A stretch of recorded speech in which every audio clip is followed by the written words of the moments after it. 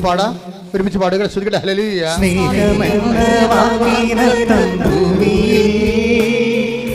ജീവിതം കൊണ്ടങ്ങ് പൂർത്തിയാക്കുമ്പോൾ സ്നേഹം സഹനമാണെന്നു ഞാൻ അറിയുന്നു. സ്നേഹം മരണമാണെന്നു ഞാൻ കാണുന്നു. സ്നേഹമെന്ന വാക്കിനർത്ഥം ഭൂമിയിൽ ജീവിതം കൊണ്ടങ്ങ് പൂർത്തിയാക്കുമ്പോൾ സ്നേഹം സഹനമാണെന്നു ഞാൻ അറിയുന്നു. സ്നേഹം മരണമാണെന്നു ഞാൻ കാണുന്നു.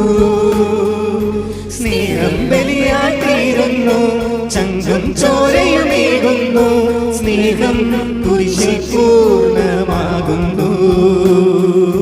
സ്നേഹം കുർബാനയായി മാറുന്നു. പരിശുദ്ധ പരമദിവ്യകാരുണ്യത്തിന് ആരാധനയും സ്തുതിയും പുകഴ്ചയും ഉണ്ടായിരിക്കട്ടെ. നിങ്ങൾ ടി വിയിലൊക്കെ ഇരുന്ന് കാണുകയും തർക്കിക്കുകയൊക്കെ ചെയ്യുന്ന ആൾക്കാരില്ലേ, അവർ ഉന്നയിക്കുന്ന വിഷയങ്ങളുണ്ടേ, അവർ പല ക്രിസ്ത്യാനികളെന്ന പേരിൽ അവർ പല ആശയങ്ങളെ ഉന്നയിക്കണേ കാണാം. അതൊന്നും പലപ്പോഴും ക്രിസ്ത്യനായിരിക്കണം നിർബന്ധമില്ല. ഞാനിതുകൊണ്ടാണ് പല കാര്യങ്ങൾക്ക് അഭിപ്രായങ്ങൾ പറയാത്തത്. എനിക്ക് വേണമെങ്കിൽ അഭിപ്രായം പറയാം. കേരളത്തിൽ നടക്കുന്ന പല കാര്യങ്ങൾക്കും അഭിപ്രായം പറയാത്തത് എന്തുകൊണ്ടാണ്? പലപ്പോഴും അഭിപ്രായം പറയുമ്പോൾ അത് പരിശുദ്ധാത്മാവിന് നിരക്കുന്നതാണോ അല്ലയോ എന്ന് പറയാൻ ഞാൻ ബാധ്യസ്ഥനാണ്. കാര്യം എന്താണ്?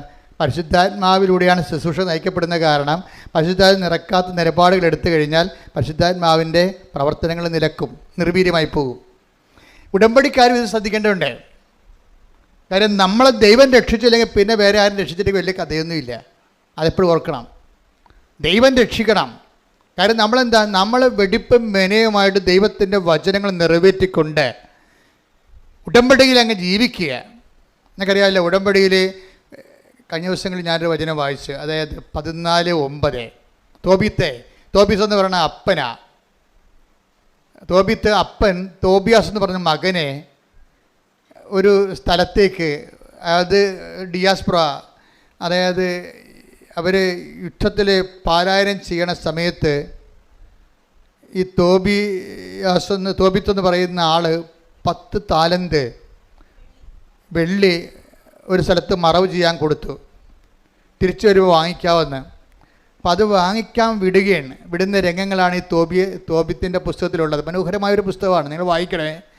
അതൊരു കവനൻ്റ് ലൈഫിൻ്റെ നിമ്നോന്നതങ്ങളും ഉഷ്ണ വസന്ത ശീതോഷ്ണ കാലാവസ്ഥകളും എല്ലാം കറക്റ്റായിട്ട് കാണിക്കുന്ന, അതായത് ഉടമ്പടി ജീവിതത്തിൻ്റെ എല്ലാ കാലാവസ്ഥയും ഒരുമിച്ച് കൈകാര്യം ചെയ്യുന്നൊരു പുസ്തകമാണ് തോബിത്തിൻ്റെ പുസ്തകം. ഞാനത് ഉടമ്പടി പുസ്തകമാണെന്ന് പറയാൻ കാര്യം, തോബിത്തിൻ്റെ പുസ്തകം ഉടമ്പടി പുസ്തകമാണെന്ന് പറയാൻ കാര്യം അതിൻ്റെ 14:9 വായിച്ചോളൂ. നിനക്ക് ശുഭം ഭവിക്കാൻ, ഇത് പറഞ്ഞ നിനക്ക് ശുഭം ഭവിക്കാൻ നിയമവും പ്രമാണങ്ങളും പാലിക്കുകയും നീതിയോടും കരുണയോടും കൂടെ വർത്തിക്കുകയും ചെയ്യുക. അപ്പൊ പെരുമാറ്റം ഒരു പ്രധാനപ്പെട്ട ഘടകമാണ് അതിൻ്റെ അകത്ത്.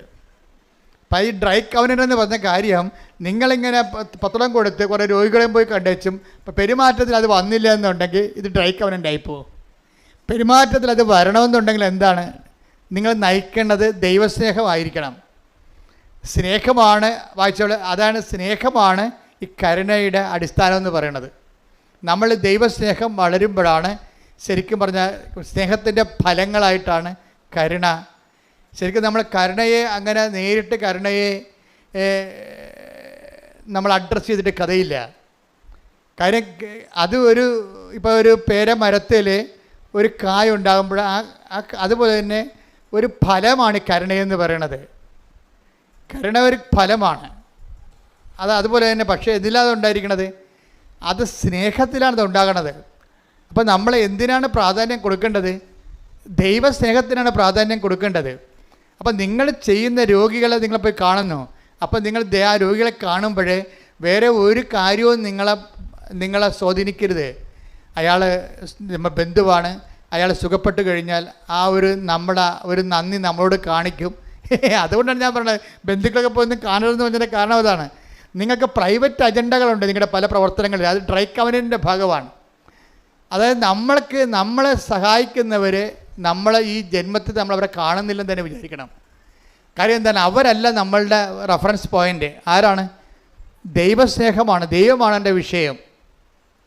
അവരും നമ്മളുമായിട്ട് യാതൊരു ബന്ധവുമില്ല. ശരിക്കും പറഞ്ഞാൽ നിങ്ങൾ പലപ്പോഴും ചെയ്യണമെന്ന് വെച്ച് കഴിഞ്ഞാൽ, നിങ്ങൾക്ക് പറ്റുന്ന രീതിയിലേക്ക് കവനൻ്റ് നിങ്ങൾ ഈ ചില പക്ഷികളുടെ വീട്ടിൽ വളർത്താൻ ഉദ്ദേശിക്കുന്ന പക്ഷികളെ നമ്മൾ ചിറക് മുറിക്കത്തില്ലേ, അതുപോലെ നിങ്ങളുടെ കൺട്രോളിൽ കൊണ്ടുവരാൻ വേണ്ടി ഉടമ്പടിയെ നിങ്ങളുടെ കൺട്രോളിൽ കൊണ്ടുവരാൻ വേണ്ടി നിങ്ങളുടെ രീതി അനുസരിച്ച് അതിൻ്റെ ചിറക് മുറിച്ച് കളയും. അതുകൊണ്ടാണ് നിങ്ങൾക്ക് വലിയ ഈ ചിറക് മുറിച്ച പക്ഷി അധികം പറക്കത്തില്ലല്ല. പറക്കേണ്ട പക്ഷി തത്തിക്കളിക്കുകയുള്ളൂ. നിങ്ങളുടെ പല ഉടമ്പടിയും തത്തിക്കളിക്കുന്നതിൻ്റെ കാരണം നിങ്ങളിതിൻ്റെ ചിറക് മുറിച്ചിട്ടിരിക്കുകയാണ്. ചിറകെന്താ മുറിച്ചിരിക്കണതിൻ്റെ കാരണം വെച്ച് കഴിഞ്ഞാൽ, നിങ്ങൾ ദൈവത്തെ നിങ്ങളൊരു ഇത് മുഴുവൻ അവൻ പറയണ പോലെ ചൊല്ലുകയല്ലേ, ചെയ്യുകയല്ലേ. ചെയ്യുന്ന കാര്യത്തിൽ നല്ല കടുത്ത ദൈവസ്നേഹം ഉണ്ടാകണം. പ്രാർത്ഥിക്കുക, കർത്താവായ ദൈവമേ കടുത്ത ദൈവസ്നേഹത്തോടെ ഉടമ്പടി ജീവിക്കുവാൻ എനിക്ക് പ്രത്യേക അഭിഷേകം തരണമേ, എനിക്ക് പ്രത്യേക അഭിഷേകം നൽകണമേ. ഈ ദൈവസ്നേഹത്തിൻ്റെ കാര്യം പറയുമ്പോൾ എപ്പോഴും നമ്മൾ ശ്രദ്ധിക്കേണ്ട ഒരു കാര്യം എന്ന് വെച്ച് പറഞ്ഞാൽ, അതായത് നമ്മൾ ഈ കൈ കൊടുത്തിരിക്കുന്ന കക്ഷി ഒന്നും മുതലാകാത്ത കക്ഷിയാണ്. അതെപ്പോഴും നമ്മൾ മനസ്സിലാക്കണം. ദൈവമായിട്ടുള്ള ഇടപാടായത് കാരണം ദൈവത്തിനാണെങ്കിൽ ഒന്നും മുതലാകത്തില്ല. നമ്മൾ തലകുത്തി നിന്നാലും ദൈവം അത് സാധാരണ കാര്യമേ ഉള്ളതെന്ന് പറഞ്ഞിട്ട് തിരുത്തി കളിക്കളയും. ഇത് ഭയങ്കര സീരിയസ് കാര്യത്തിൽ ദൈവം ഇതിൻ്റെ അകത്ത് ഇൻവെസ്റ്റ് ചെയ്തിരിക്കുന്നത് ഭയങ്കര ഇൻവെസ്റ്റ്മെൻറ്റാണ്. എന്താണ്? തൻ്റെ ഏകജാതനെ നൽകാൻ തക്കവിധം ദൈവം അത്രമാത്രം. യോഹന്നാൻ 3:16 എന്തെന്നാൽ അവനിൽ വിശ്വസിക്കുന്ന ഏവനും നശിച്ചു പോകാതെ നിത്യജീവൻ പ്രാപിക്കുന്നതിന് വേണ്ടി തന്റെ ഏകജാതനെ നൽകാൻ തക്കവിധം ദൈവം ലോകത്തെ അത്രമാത്രം സ്നേഹിച്ചു. ഇതാണ് റേഞ്ച് ഓഫ് ലവ് എന്ന് പറഞ്ഞത്. ദൈവത്തിന്റെ റേഞ്ച് അതാണ്. ദൈവം ഇതിൻ്റെ ഇനി ഒന്നും ദൈവത്തിൻ്റെ കയ്യിലില്ലാത്ത രീതിയിലാണ് ദൈവം സ്പെൻഡ് ചെയ്തിരിക്കുന്നത്. തൻ്റെ കയ്യിലുണ്ടായിരുന്ന ഏറ്റവും വലിയ സ്വത്ത് നിധി എന്താണ്? തൻ്റെ ഏകജാതനാണ്. ആ തൻ്റെ ഏകജാതൻ സ്നേഹിച്ചതാണ് കുരിശിലെ ബലിയും പാപത്തിന് പരിഹാരവും നമ്മളുടെ നിത്യതയ്ക്കുള്ള നമ്മുടെ വീണ്ടെടുപ്പും. ഈ ഒരു കോൺസെപ്റ്റ് നമ്മളെ എപ്പോഴും തലച്ചോറിനെ ഇങ്ങനെ തീ കത്തിക്കണം. എന്താണ്? ദൈവം തൻ്റെ ഏകജാതനെ ദൈവം തന്റെ ഏകജാതനെ നൽകാൻ തക്കവിധം എന്നെ സ്നേഹിച്ചു. അതിനാൽ ഞാനും എല്ലാത്തിനേക്കാൾ ഉപരിയായി ദൈവത്തെ സ്നേഹിക്കുകയും ദൈവത്തിന് വേണ്ടി ജീവിക്കുകയും ചെയ്യണം. കർത്താവേ ഉടമ്പടി എടുത്ത് അതിനായി പരിശ്രമിക്കുന്ന എന്റെ മേൽ അങ്ങയുടെ അനവധിയായ വാത്സല്യത്തെ നിറയ്ക്കണമേ. സ്തുതിക്കട്ടെ. ഹല്ലേലൂയ, ഹല്ലേലൂയ, ഹല്ലേലൂയ, ഹല്ലേലൂയ. മഹത്വം, മഹത്വം, ആരാധന. സ്നേഹം ബലിയായി തീരുന്നു, ചങ്കും ചോരയുമേകുന്നു. സ്നേഹം ബലിയായി തീരുന്നു, ചങ്കും ചോരയുമേകുന്നു. സ്നേഹം കുരിശിൽ പൂർണ്ണമാകുന്നു. സ്നേഹം കുർബാനയായി മാറുന്നു. ദിവ്യകാരുണ്യമേ ദൈവമേ, ദിവ്യകാരുണ്യമേ സ്നേഹമേ, ദിവ്യകാരുണ്യമായി എന്നെ തേടിയെത്തുന്ന ഈശോ അങ്ങേ ഞാനും ആരാധിക്കുന്നു. ആനന്ദത്തോടും കൊണ്ടിടുന്നു. ദിവ്യകാരുണ്യമായി എന്നെ തേടിയെത്തുന്ന ഈശോ അങ്ങേ ഞാനും ആരാധിക്കുന്നു. ആനന്ദത്തോടും കൊണ്ടിടുന്നു. പരിശുദ്ധ പരമ ദിവ്യകാരുണ്യത്തിന് എന്നേരവും ആരാധനയും സ്തുതിയും പുകഴ്ചയും ഉണ്ടായിരിക്കട്ടെ. അച്ഛൻ എന്തുകൊണ്ടാണ് ഇത്രയും വളരെ നിശ്ചിതമായ രീതിയിൽ, ഒത്തുതീർപ്പില്ലാത്ത രീതിയിൽ സുവിശേഷവിഹിതമായി സംസാരിക്കണം? അപ്പം നിങ്ങൾ ഓർക്കും ഇത് നോൺ പ്രാക്ടിക്കൽ ആണല്ലോ എന്ന് ഓർക്കും. ഒരു ഏറ്റവും ഈസിയായിട്ട് പ്രാക്ടിക്കലായിട്ടുള്ള കാര്യങ്ങളാണ്. നിങ്ങളോട് ഞാൻ എന്താ പറഞ്ഞത്? എന്ത് ചെയ്യുമ്പോഴും അതിൻ്റെ വോളിയം ഓഫ് ലവ്, ദൈവത്തെ സ്നേഹിക്കുന്ന കാര്യത്തിന് ഫസ്റ്റ് റെഫറൻസ് വരണം.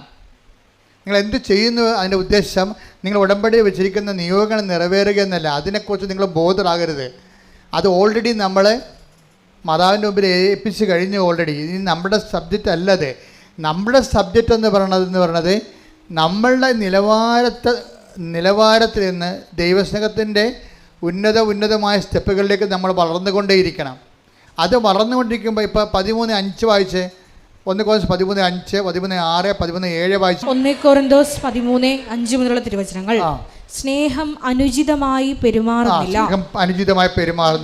സ്വാർത്ഥം അന്വേഷിക്കുന്നില്ല, കോപിക്കുന്നില്ല, വിദ്വേഷം പുലർത്തുന്നില്ല, അത് അനീതിയിൽ സന്തോഷിക്കുന്നില്ല, സത്യത്തിൽ ആഹ്ലാദം കൊള്ളുന്നു, സ്നേഹം സകലതും സഹിക്കുന്നു, സകലതും വിശ്വസിക്കുന്നു, സകലതും പ്രത്യാശിക്കുന്നു.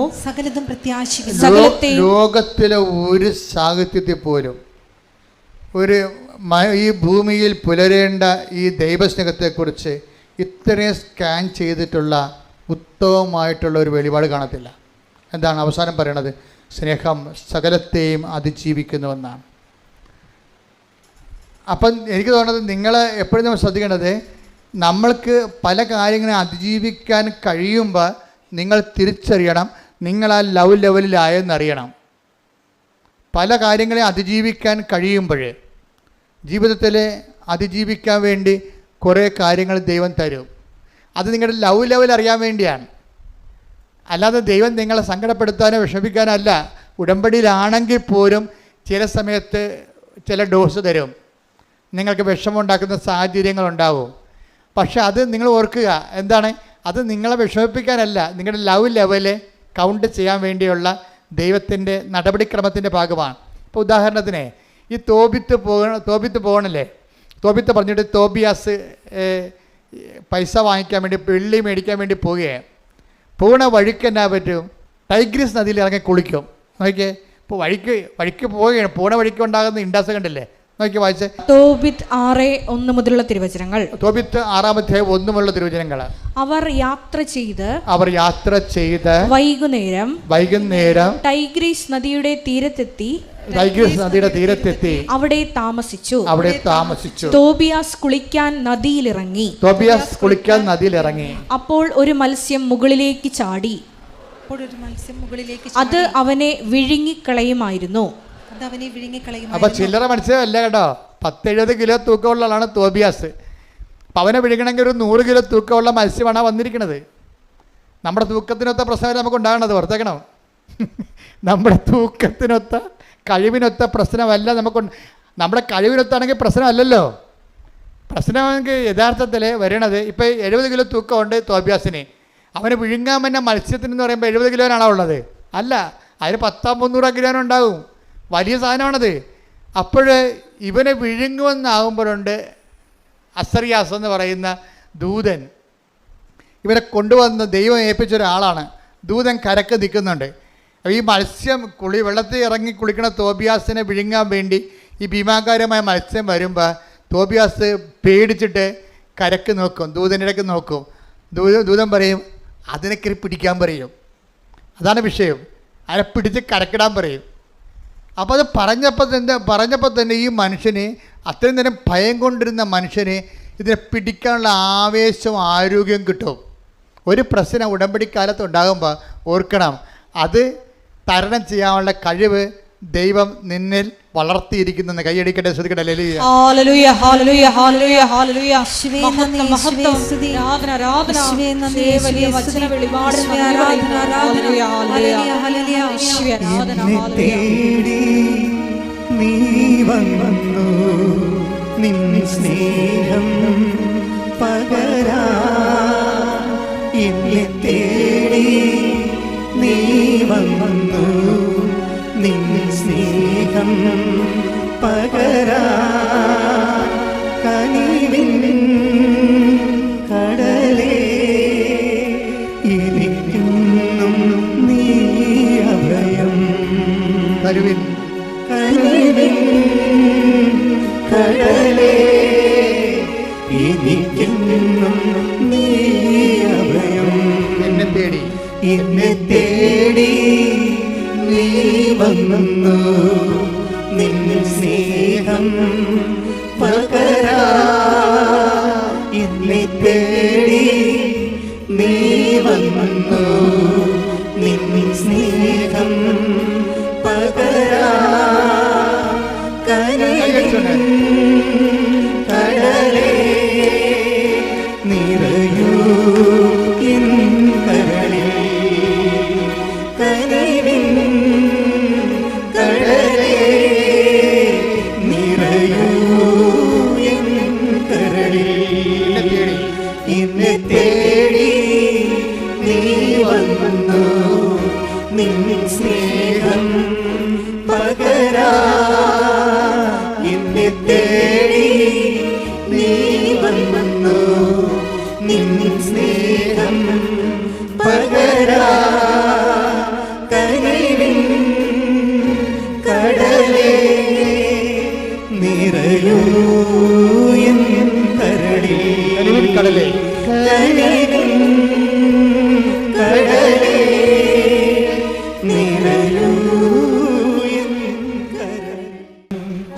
ഇത്രയും നേരം അച്ഛനിലൂടെ ഈശോ പറഞ്ഞുകൊണ്ടിരുന്ന ഇതാണ് മക്കളെ, നിങ്ങൾ ഉടമ്പടി എടുക്കാൻ ദൈവം അനുഭവിച്ചത് തന്നെ എൻ്റെ വഴക്ക് പറയണമെന്ന് നിങ്ങൾ കാര്യമായിട്ട് എടുക്കരുതേ. അത് നിങ്ങൾ കുറച്ചുകൂടി ഭംഗിയായിട്ട് ഉടമ്പടി ചെയ്യാൻ വേണ്ടി അച്ഛൻ പ്രശ്നം ഉണ്ടാക്കുന്നതാണ്, അല്ലാതെ അത് നീരസമായിട്ട് എടുക്കരുത്. നിങ്ങൾ ഞാൻ ഉദ്ദേശിക്കുന്നത് ഇതാണ്, ഉടമ്പടി ഒരു പെർഫെക്റ്റ് ഫോർമുലയാണ്. പക്ഷേ എൻ്റെ മക്കളത് കറക്റ്റായിട്ടാണ് അത് ചെയ്യണത്. ഞാൻ പറയുന്ന വോളിയം ഓഫ് ലവ് അത്രയും കടുത്ത ദൈവത്തിന് നമ്മളെ സംശയിക്കാൻ പറ്റാത്ത അത്രയും ദൈവത്തിന് നമ്മളെ കാണുമ്പോൾ ഒരു സന്തോഷം തോന്നണം. അത്രയും ദൈവസ്നേഹത്തോടെയാണ് എൻ്റെ മക്കളെ ചെയ്യണമെന്നുണ്ടെങ്കിൽ, ഇപ്പം തന്നെ ഈ മത്സ്യത്തിൻ്റെ കാര്യം കണ്ട, ഇത് അപ്രതീക്ഷിതമായി വന്നതാണ്. 70 കിലോ തൂക്കമുള്ള തോബിയാസിനെ പിടിക്കാൻ 100 കിലോ തൂക്കമുള്ള മത്സ്യം വായും പൊളിച്ച് നിൽക്കുകയാണ്. അപ്പോൾ ഉടനെ ഈ തോബിയാസ് കരക്ക് നോക്കി പേടിച്ച് നോക്കുമ്പോൾ പറയും അവനക്കര പിടിക്കാൻ പറയും. ഉടനെ ഈ വലിയ മത്സ്യത്തെ പിടിക്കാനുള്ള ശക്തി ഈ തോബിയാസിന് കിട്ടും. അതിൻ്റെ അർത്ഥം ഉടമ്പടി കാലത്ത് നിനക്കൊരു പ്രശ്നം ഉണ്ടായാൽ അതിൻ്റെ അർത്ഥം ആ പ്രശ്നത്തെ തരണം ചെയ്യാനുള്ള ശക്തി കർത്താവ് നിനക്ക് തന്നുവന്ന് നിന്നെ ബോധ്യപ്പെടുത്താനാണ്. കൈയടിക്കട്ടെ.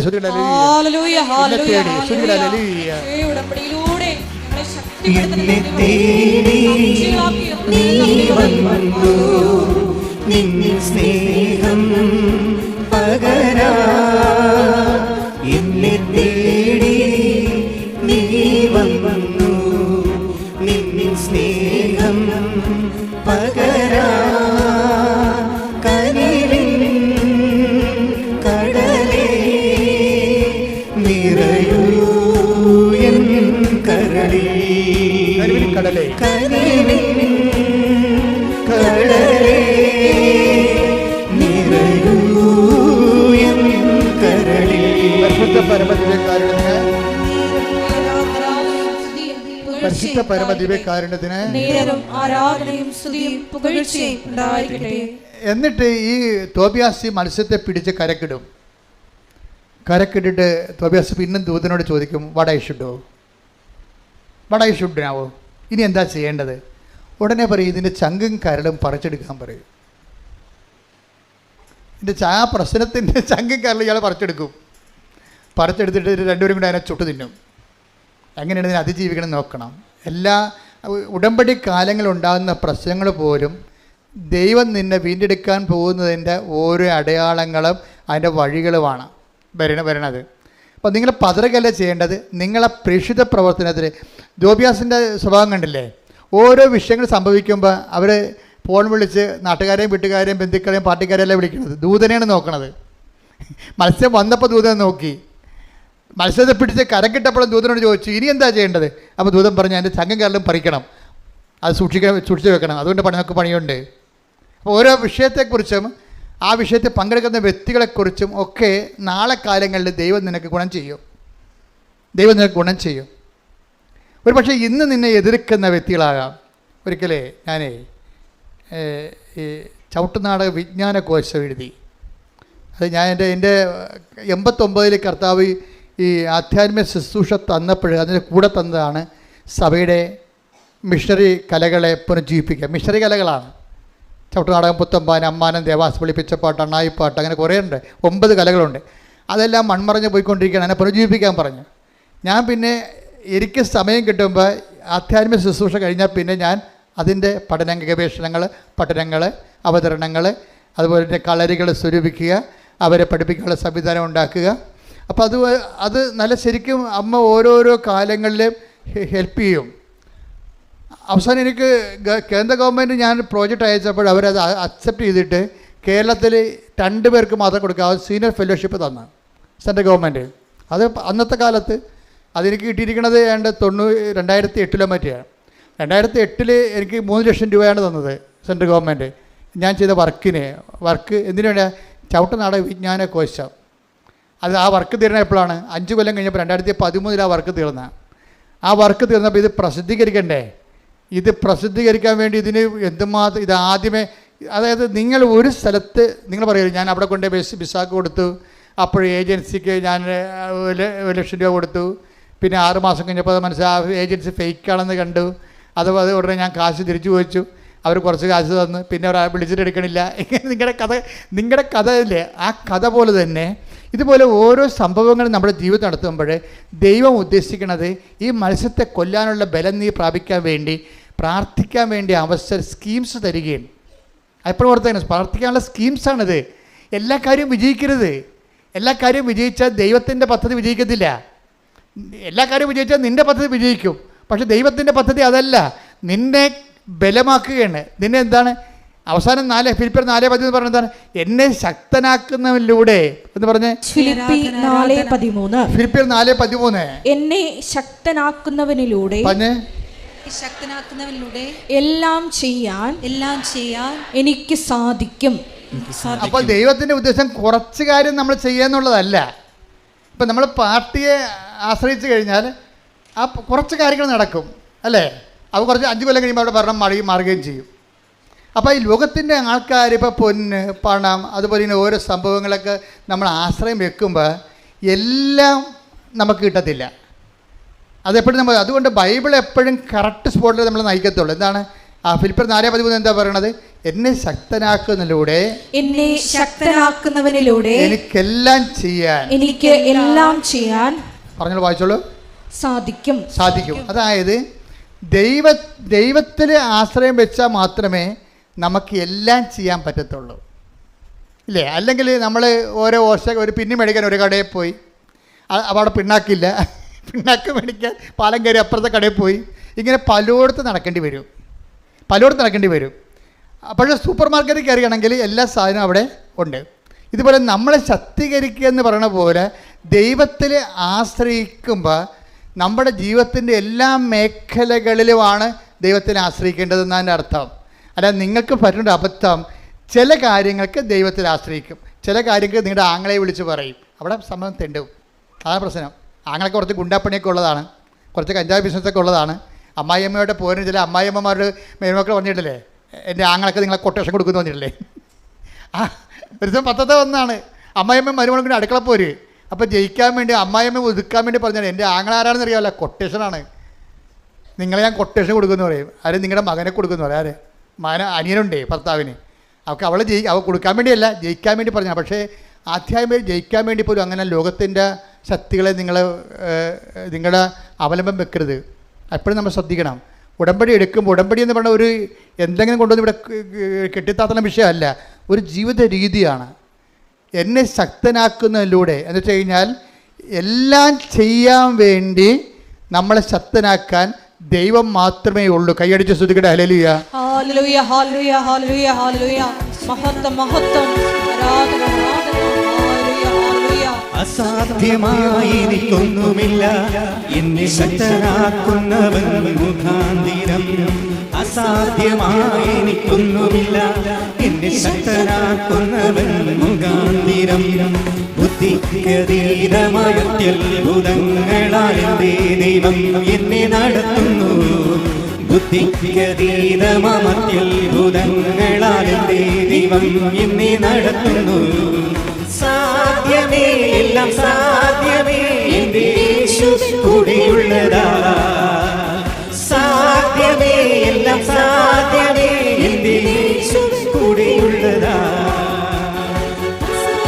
പരിശുദ്ധ പരമദിവ്യകാരുണ്യത്തിന് നേരവും ആരാധനയും സ്തുതിയും പുകഴ്ചയും ഉണ്ടായിരിക്കട്ടെ. അപ്പോൾ കാര്യം മനസ്സിലായില്ലേ? ഉടമ്പടി കാലത്ത് പ്രത്യേകിച്ച് ഉടമ്പടി ഒരു ജീവിത രീതിയാണ്. 90 ദിവസത്തേക്ക് വേണ്ടിയുള്ള എന്തെങ്കിലും ഒരു പ്രോഗ്രാമല്ല, ഒരു ഫങ്ഷനല്ല, അതൊരു ജീവിത രീതിയാണ്. അപ്പോൾ അതുകൊണ്ട് ഒരു നിലപാടുണ്ട്.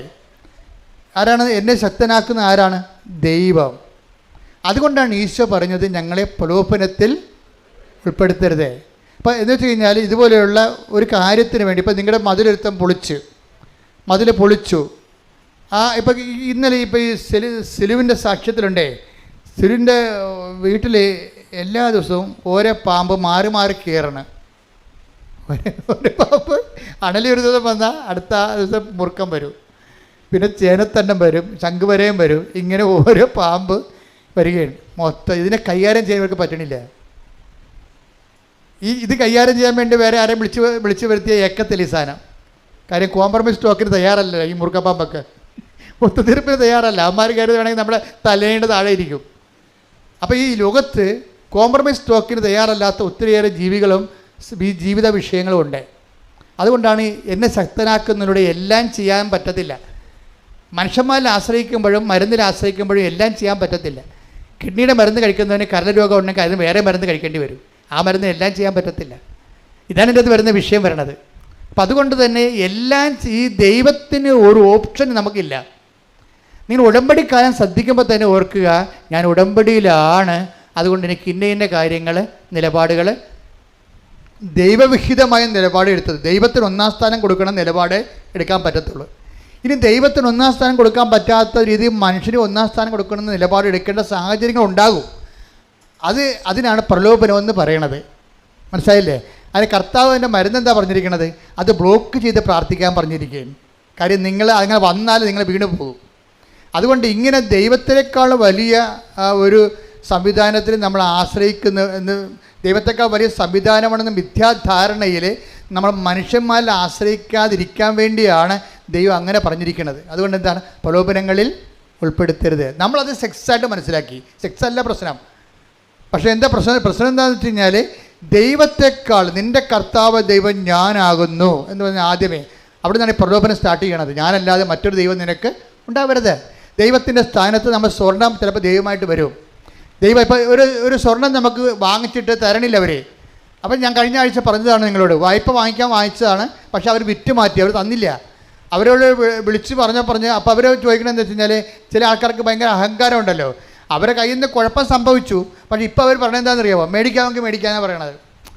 നമ്മുടെയൊക്കെ എന്ത് സ്വർണ്ണം അരിയും തിന്ന് ആശ്വാസനം കടിച്ച് എന്നിട്ടും പട്ടിക്ക് മുറിവുറപ്പ് എന്ന് പറഞ്ഞ പോലെ നമ്മൾ വരുന്ന അനുഭവങ്ങൾ ആ തരവാണ്. അപ്പോൾ ഇങ്ങനെയുള്ള അനുഭവങ്ങളുടെ വരുമ്പോൾ നമ്മളെന്ത് ചെയ്യും?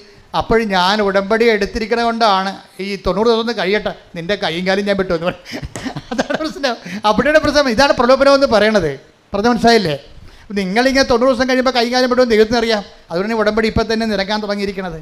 നിങ്ങൾ ആരാണെന്ന് അറിയാവില്ല, മനുഷ്യനിലുള്ളത് എന്താണെന്ന് അവനെ അറിയാവുന്ന. അതാ വിഷയം.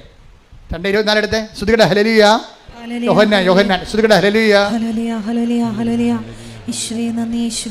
യോഹന്നാൻ 2:24. യേശുവാകട്ടെ അവരെ വിശ്വസിച്ചില്ല, കാരണം അവൻ അവരെയെല്ലാം അറിഞ്ഞിരുന്നു. 25. മനുഷ്യനെ പറ്റി ആരുടെയും സാക്ഷ്യം അവന് ആവശ്യമായിരുന്നില്ല. മനുഷ്യനിലുള്ളത് എന്താണെന്ന് അവൻ വ്യക്തമായി അറിഞ്ഞിരുന്നു. അതാ പറയാം, വൃത്തിയായിട്ടും വ്യക്തമായിട്ടും അറിയാം. അതുകൊണ്ടാണ് ഉടമ്പടി ലാഗ് ചെയ്യാൻ കാര്യത. നിങ്ങൾ എന്ത് ഉരുപ്പടിയാണെന്നുള്ളതിനെക്കുറിച്ച്, കാതലാണോ വെള്ളയാണെന്നുള്ളത് അറിയാൻ പറ്റും. ഈ മരം വിൽക്കുന്ന ആൾക്കാർ വരത്തില്ലേ, അപ്പോൾ അവർ നമ്മൾ ആഞ്ഞിലേക്ക് കാണിക്കുമ്പോൾ പറയും, എൻ്റെ ചേച്ചി ഇത് കൂടെ ഒന്നും കിട്ടത്തില്ല, ഞാൻ 14,000 രൂപ തന്നെ ഞാൻ കൂടുതലാണ് പറഞ്ഞത്, ഇത് മുഴുവൻ വെള്ളയാണെന്ന് പറയും. ചിലപ്പോൾ കള്ളത്തരായിരിക്കും അത് പറയണതേ, നമുക്കിപ്പോൾ അത് ലാഭത്തിൽ കിട്ടാൻ വേണ്ടിയാണ്. പക്ഷേ എന്നാലും ശരി, ഒരു വ്യക്തിയെ കാണുമ്പോൾ ദൈവം കാതലാണോ വെള്ളയാണെന്ന് പറയും. എന്ന് വെച്ച് കഴിഞ്ഞാൽ ഈ കാര്യം കണ്ടു കഴിയുമ്പോൾ നമ്മൾ ആരായിരിക്കും ദൈവത്തിന് അറിയാം.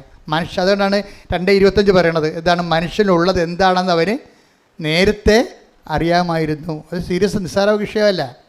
അതായത് ഇതുപോലെ ഒരു വിഷയം വന്നു കഴിഞ്ഞാൽ നീ ദൈവത്തെ വിട്ടു നിൽക്കുക. ഇപ്പോൾ കഴിഞ്ഞ ദിവസങ്ങളിൽ ഇവിടെ ഒരു ഗോവയെന്ന് ഒരു സഹോദരി വന്ന, അപ്പോൾ ഞാൻ അവരെ പ്രാർത്ഥിച്ചപ്പോൾ എനിക്കെന്തോ പന്തികേട് തോന്നി, നോട്ട് റൈറ്റ് എന്ന് തോന്നി. അപ്പം ഞാനിവിടെ രണ്ടാമത് ഇവരുടെ ചീട്ടെടുത്ത് കൂട്ടത്തിൽ നിന്ന് എടുത്ത് രണ്ടാമത് പൊക്കിയെടുത്ത് വായിച്ച് നോക്കിയപ്പോൾ പുതിയ ഉടമ്പടിയാണ്. പുതിയ ഉടമ്പടിക്കാർ ചില NRIക്കാരാണെങ്കിൽ ചിലപ്പോൾ എമർജൻസി ആണെങ്കിൽ അവർ 5 കൊല്ലം കഴിഞ്ഞാലേ പിന്നെ വരത്തുള്ളൂ. അവരച്ഛൻ കാണാൻ ചിലപ്പോൾ അവർക്ക് ഈ വിഷയം സീരിയസ് ആണെങ്കിൽ അനുവദിക്കും, വിഷയം സീരിയസ് ആണെങ്കിൽ അനുവദിക്കും. പക്ഷേ ഇവർ ഗോവക്കാരത്തെയാണ്. ഇവർ ചെയ്യേണ്ടതെന്ന് വെച്ച് കഴിഞ്ഞാൽ ഉടമ്പടി എടുത്തിട്ട് ആ ഉടമ്പടി ജീവിക്കണം. ആദ്യം പോയി ഇവർ കത്തോലിക്കരാണെങ്കിൽ പോയി കുമ്പസാരിക്കണം. ആ ഉടമ്പടി ജീവിച്ചിട്ട് 90-ാം പക്കമാണ് തിരിച്ച് വന്നിട്ട് അവർ കാണാൻ പറ്റണമെങ്കിൽ അത്യാവശ്യമായിട്ട് കാണണമെങ്കിൽ കാണേണ്ടത്. ഇവരങ്ങനെ ഒന്നുമില്ലാതെ നേരെ ഉടമ്പടി എടുത്തിട്ട് നേരെ. അപ്പോൾ ഞാൻ മാനേജറെ വിളിപ്പിച്ച് പറഞ്ഞു, നിങ്ങൾ അവിടെ ചതിക്കാനിരിക്കണമെന്ന് ചോദിച്ചു. എന്താ പ്രശ്നം? അപ്പോൾ അയാൾ എന്നോട് പറയണത് 2 ദിവസമായിട്ട് അമ്മയും മകളും ഇവിടെ പുറകെ അടക്കുകയാണ്, അച്ഛനെ കാണണമെന്ന് പറഞ്ഞു. അപ്പോൾ കണ്ടാൻ പറ്റപ്പോൾ എന്താ വിഷയം? അപ്പോൾ ഇവിടെ സൂര്യകാരായിട്ട് പുള്ളി ചുട്ടെടുത്ത് വിടും. അപ്പോൾ ഞാനിവിടെ പിടിച്ചു. എനിക്ക് ആളെ കാണുമ്പോൾ അറിയാൻ പറ്റും പെശകല്ല. ഞാൻ ഈ ചീട്ട് രണ്ടാമത് വായിച്ച് നോക്കിയപ്പോൾ എന്താ പറ്റുമെന്നറിയാമോ? ഇവരെഴുതി വെച്ചിരിക്കുന്ന കാര്യം ഇവർ ഭർത്താവുമായിട്ട് പിരിഞ്ഞ് താമസിക്കുകയാണ്. എന്നിട്ട് ഇപ്പോൾ 19 കൊല്ലം കഴിഞ്ഞ് അവിടെ മകൻ അവരുടെ ഭർത്താവിൻ്റെ കൂടെയാണ്. അപ്പോൾ ആ മകനെ തിരിച്ച് കിട്ടാൻ വേണ്ടിയാണ് ഉടമ്പടി എടുത്തിരിക്കുന്നത്. എനിക്ക് തോന്നുന്നത് കിട്ടുമെന്ന്. കാര്യം അതിന് കുറേ ചടവ് നിവർത്താനുണ്ട്. കാര്യം ഒന്നാമത്തെ കാര്യം, ആരാണ് ആദ്യം പിരിഞ്ഞതെന്ന് അറിയണം. ഇവളാണ് ഇട്ടച്ചും പോകുന്നത്, അവനാണ് പോകുന്നതെന്ന്. അവനാണ് ഇവളെ ഉപേക്ഷിച്ചെങ്കിൽ തീർച്ചയായിട്ടും നമുക്ക് പ്രാർത്ഥിക്കുമ്പോൾ കർത്താവ് നീതിയുടെ പക്ഷം നിൽക്കും. ഒരു നീതിപക്ഷം ഉണ്ടല്ലോ. നമ്മളുള്ള പ്രകൃതമെല്ലാം കാണിച്ചു കൂട്ടിയിട്ട് ഇവിടെ ഉടമ്പടി എടുക്കുമ്പോൾ എല്ലാം ഉരുത്തിങ്ങോട്ട് വായിലോട്ട് വിഴുങ്ങി തരുന്ന നമ്മൾ ആനയ്ക്ക് നമ്മൾ പട്ട കൊടുക്കുമെന്നാണ് വിചാരിക്കണത്. നടക്കത്തില്ല, ഒറ്റ നടക്ക പോകത്തില്ല. ഒന്നാമത്തെ എനിക്ക് അവരോട് സംസാരിക്കാൻ നല്ല തിരക്കായിപ്പോയി, അല്ലെങ്കിൽ ഞാൻ അവരോട് ശരിക്കും സംസാരിച്ചു തരാം. എന്താ കാര്യം വെച്ച് കഴിഞ്ഞാൽ ആ വിഷയം ആദ്യം ചെയ്യേണ്ടത് എന്താണ്? ആര് പറഞ്ഞിട്ടാണ് നീ കൂദാശ ബന്ധം പിരിഞ്ഞത്? നിന്നെ ഉപേക്ഷിച്ചതാണെങ്കിൽ ഓക്കെ, ദൈവത്തെ അറിയാൻ പാലാത്തവർ അങ്ങനെ പല കാര്യം ചെയ്യും. ദൈവത്തെ അറിഞ്ഞിട്ടും അറിയാൻ പാലാതെ നടിച്ചുകൊണ്ട് നിൻ്റെ സൗകര്യത്തിന് വേണ്ടി നീ ആ പെങ്കൊച്ചിനെയും വിളിച്ചുകൊണ്ട് അവളെ പോകുന്നേ. നേരത്തെ ഇപ്പം 19-ാമത്തെ വയസ്സിൽ ആങ്കൊച്ചിനെ കൂടി വീട്ടിൽ നിർത്തി വേല എടുപ്പിക്കാൻ വേണ്ടി വിളിക്കുകയാണ്. കുറച്ച് കഴിഞ്ഞപ്പോഴാണ് ഒരു അരിശം കൊണ്ട് ആറ്റിച്ചാടുന്നവരെ വേറെ പല അരിശം എടുത്താൽ പിന്നെ അവിടെ പോകാൻ പറ്റത്തില്ല. ഇപ്പോഴെന്ത് 19-ാം വയസ്സിൽ ആ പയ്യനെ കിട്ടണമെന്ന് പറയുകയാണ്. അതിനകത്ത് നീതി ഉണ്ടോ എന്ന് അറിയത്തില്ല. അവനാണ് ഇവളെ ഉപേക്ഷിച്ചെന്നുണ്ടെങ്കിൽ തീർച്ചയായിട്ടും നമുക്ക് അതിൻ്റെ അകത്തൊരു സ്കോപ്പുണ്ട്. പക്ഷേ അല്ലെങ്കിൽ സ്കോപ്പില്ലെന്ന് വെച്ച് കഴിഞ്ഞാൽ ഇവർ ഏകപക്ഷീയമായിട്ട് ഇറങ്ങിപ്പോകുന്നതാണ്, കൊച്ചിനെയും വിളിച്ചുകൊണ്ട് പോകുന്നതാണെങ്കിൽ സ്കോപ്പില്ല അതിൻ്റെ അകത്ത്. ഇനി ഇവിടെ സ്കോപ്പ് ഉണ്ടായിട്ട് നമ്മൾ എന്തെങ്കിലും തരത്തിൽ അയാൾക്ക് മനസ്സലിഞ്ഞ് ചിലപ്പോൾ ഈ കൊച്ചിനെ അമ്മയ്ക്ക് നിനക്ക് ഇഷ്ടമുള്ള പോകാമെന്ന് അവൻ പറഞ്ഞാൽ പോലും ദൈവത്തിരുസന്നിധിയിൽ ഈ സംഭവം ഇങ്ങനെ കിടക്കും. ദൈവത്തെ പോലും മാനിക്കാത്തവരാണ് ഞാൻ എപ്പോഴും നോക്കാറുണ്ട്, ഡൈവേഴ്സ് ചെയ്യുന്ന ആൾക്കാരിൽ ഒരു 50% ദൈവത്തെ മാനിക്കാത്തവരാണ്. ഇതൊരു വിവാദമാക്കേണ്ട കാര്യമില്ല. ഞാൻ 21 വർഷത്തോളം ഈ 89 മുതൽ 2000 ഇപ്പോഴുള്ള 25 വരെ 21 ലക്ഷത്തോളം മനുഷ്യരെ കൗൺസിലിട്ടാണ് ഞാൻ പറയണത്. ഡൈവേഴ്സ് ചെയ്യാൻ ഉദ്ദേശിച്ചവരെ 50% ദൈവഭയം ഇല്ലാത്തവരാണ്. അവരുടെ അപ്പോഴത്തെ കാര്യം നടന്നു പോരണം, അല്ലെങ്കിൽ അവരുടെ സൗകര്യം അനുസരിച്ച് കാര്യങ്ങൾ നടക്കണം. അതിനുവേണ്ടിയാണ്. ഒരിക്കൽ ദൈവത്തെ ഉപേക്ഷിച്ചവർ പിന്നെ എത്ര കടന്ന് മോങ്ങിയാലും ആ ദൈവം നിത്യതയെ പോലെ തിരിച്ചു വരത്തില്ല. പള്ളിയിൽ നിന്ന് ചിലപ്പോൾ എന്തെങ്കിലുമൊക്കെ പറഞ്ഞ് നിങ്ങൾക്ക് ചിലപ്പോൾ ഡിസ്പെൻസേഷനൊക്കെ വാങ്ങിച്ച് ചിലപ്പോൾ വേറെ കെട്ടാൻ പറ്റുമായിരിക്കും. പക്ഷേ ദൈവത്തിരുസന്നിധി ആ കണക്കെടുപ്പുണ്ട്. കാര്യം എന്താണ്? നീ അന്ന് അമ്മ പറഞ്ഞു, ഇന്നിപ്പോൾ അമ്മ ജീവിച്ചിരിപ്പില്ല, അന്ന് നിന്നെ ചടക്കയറ്റിയ ആൻറ്റിമാരിന്ന് ജീവിച്ചിരിപ്പില്ല, അതെല്ലാം ചത്ത് തവള ചാകണ പോലെ ചത്ത് ജീവിതത്തിൽ ഒരു പൊടിയായിട്ട് കിടപ്പുണ്ട്. അവരെ നശിപ്പിച്ച ജീവിതമാണ് നിൻ്റെത്. അവർ പറഞ്ഞത് കേട്ടിട്ടുണ്ട്.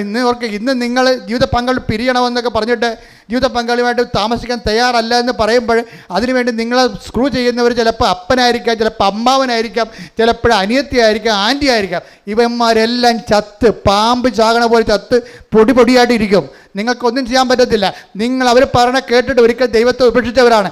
ദൈവത്തെ നമ്മൾ ഒരിക്കൽ ഉപേക്ഷിച്ചതിന് ശേഷം നമ്മൾ ഒരിക്കൽ ആ ദൈവത്തെ തിരിച്ചു വിളിക്കാൻ പറഞ്ഞാൽ ദൈവം തിരിച്ചു വരത്തില്ല. ഭൂമിയിൽ എന്തെങ്കിലുമൊക്കെ അഡ്ജസ്റ്റ്മെൻറ്റ് നടക്കുമെന്നല്ലേ ഉള്ളൂ. നിത്യത. ഞാൻ മാതാവിനെ നേരെ ചൊവ്വേ കണ്ട ആളാണ്. ഞാൻ പറഞ്ഞ് നിങ്ങൾ ശ്രദ്ധിക്കണം.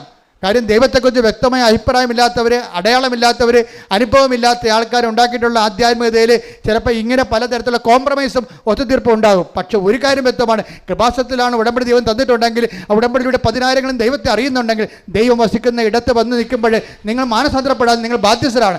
അല്ലെങ്കിൽ ഇത് നിങ്ങളുടെ അവസാനത്തെ ഓപ്ഷനാണ്, നിങ്ങൾ തിരിച്ചറിയണം. ശ്രദ്ധിക്കട്ടെ. ഹല്ലേലൂയ, ഹല്ലേലൂയ, ഹല്ലേലൂയ, ഹല്ലേലൂയ. ഞങ്ങളുടെ ജീവിതത്തിൽ പശ്ചാത്തപിക്കാനുള്ള ദൈവത്തിലേക്ക് തിരിച്ചു വരാനുള്ള അവസരങ്ങൾ നഷ്ടപ്പെടുത്താതിരിക്കുവാനുള്ള വലിയ കൃപ ഞങ്ങൾക്ക് നൽകണമേ. ഹല്ലേലൂയ, ഹല്ലേലൂയ. മഹത്വം, മഹത്വം. എല്ലാവരും പാടുക.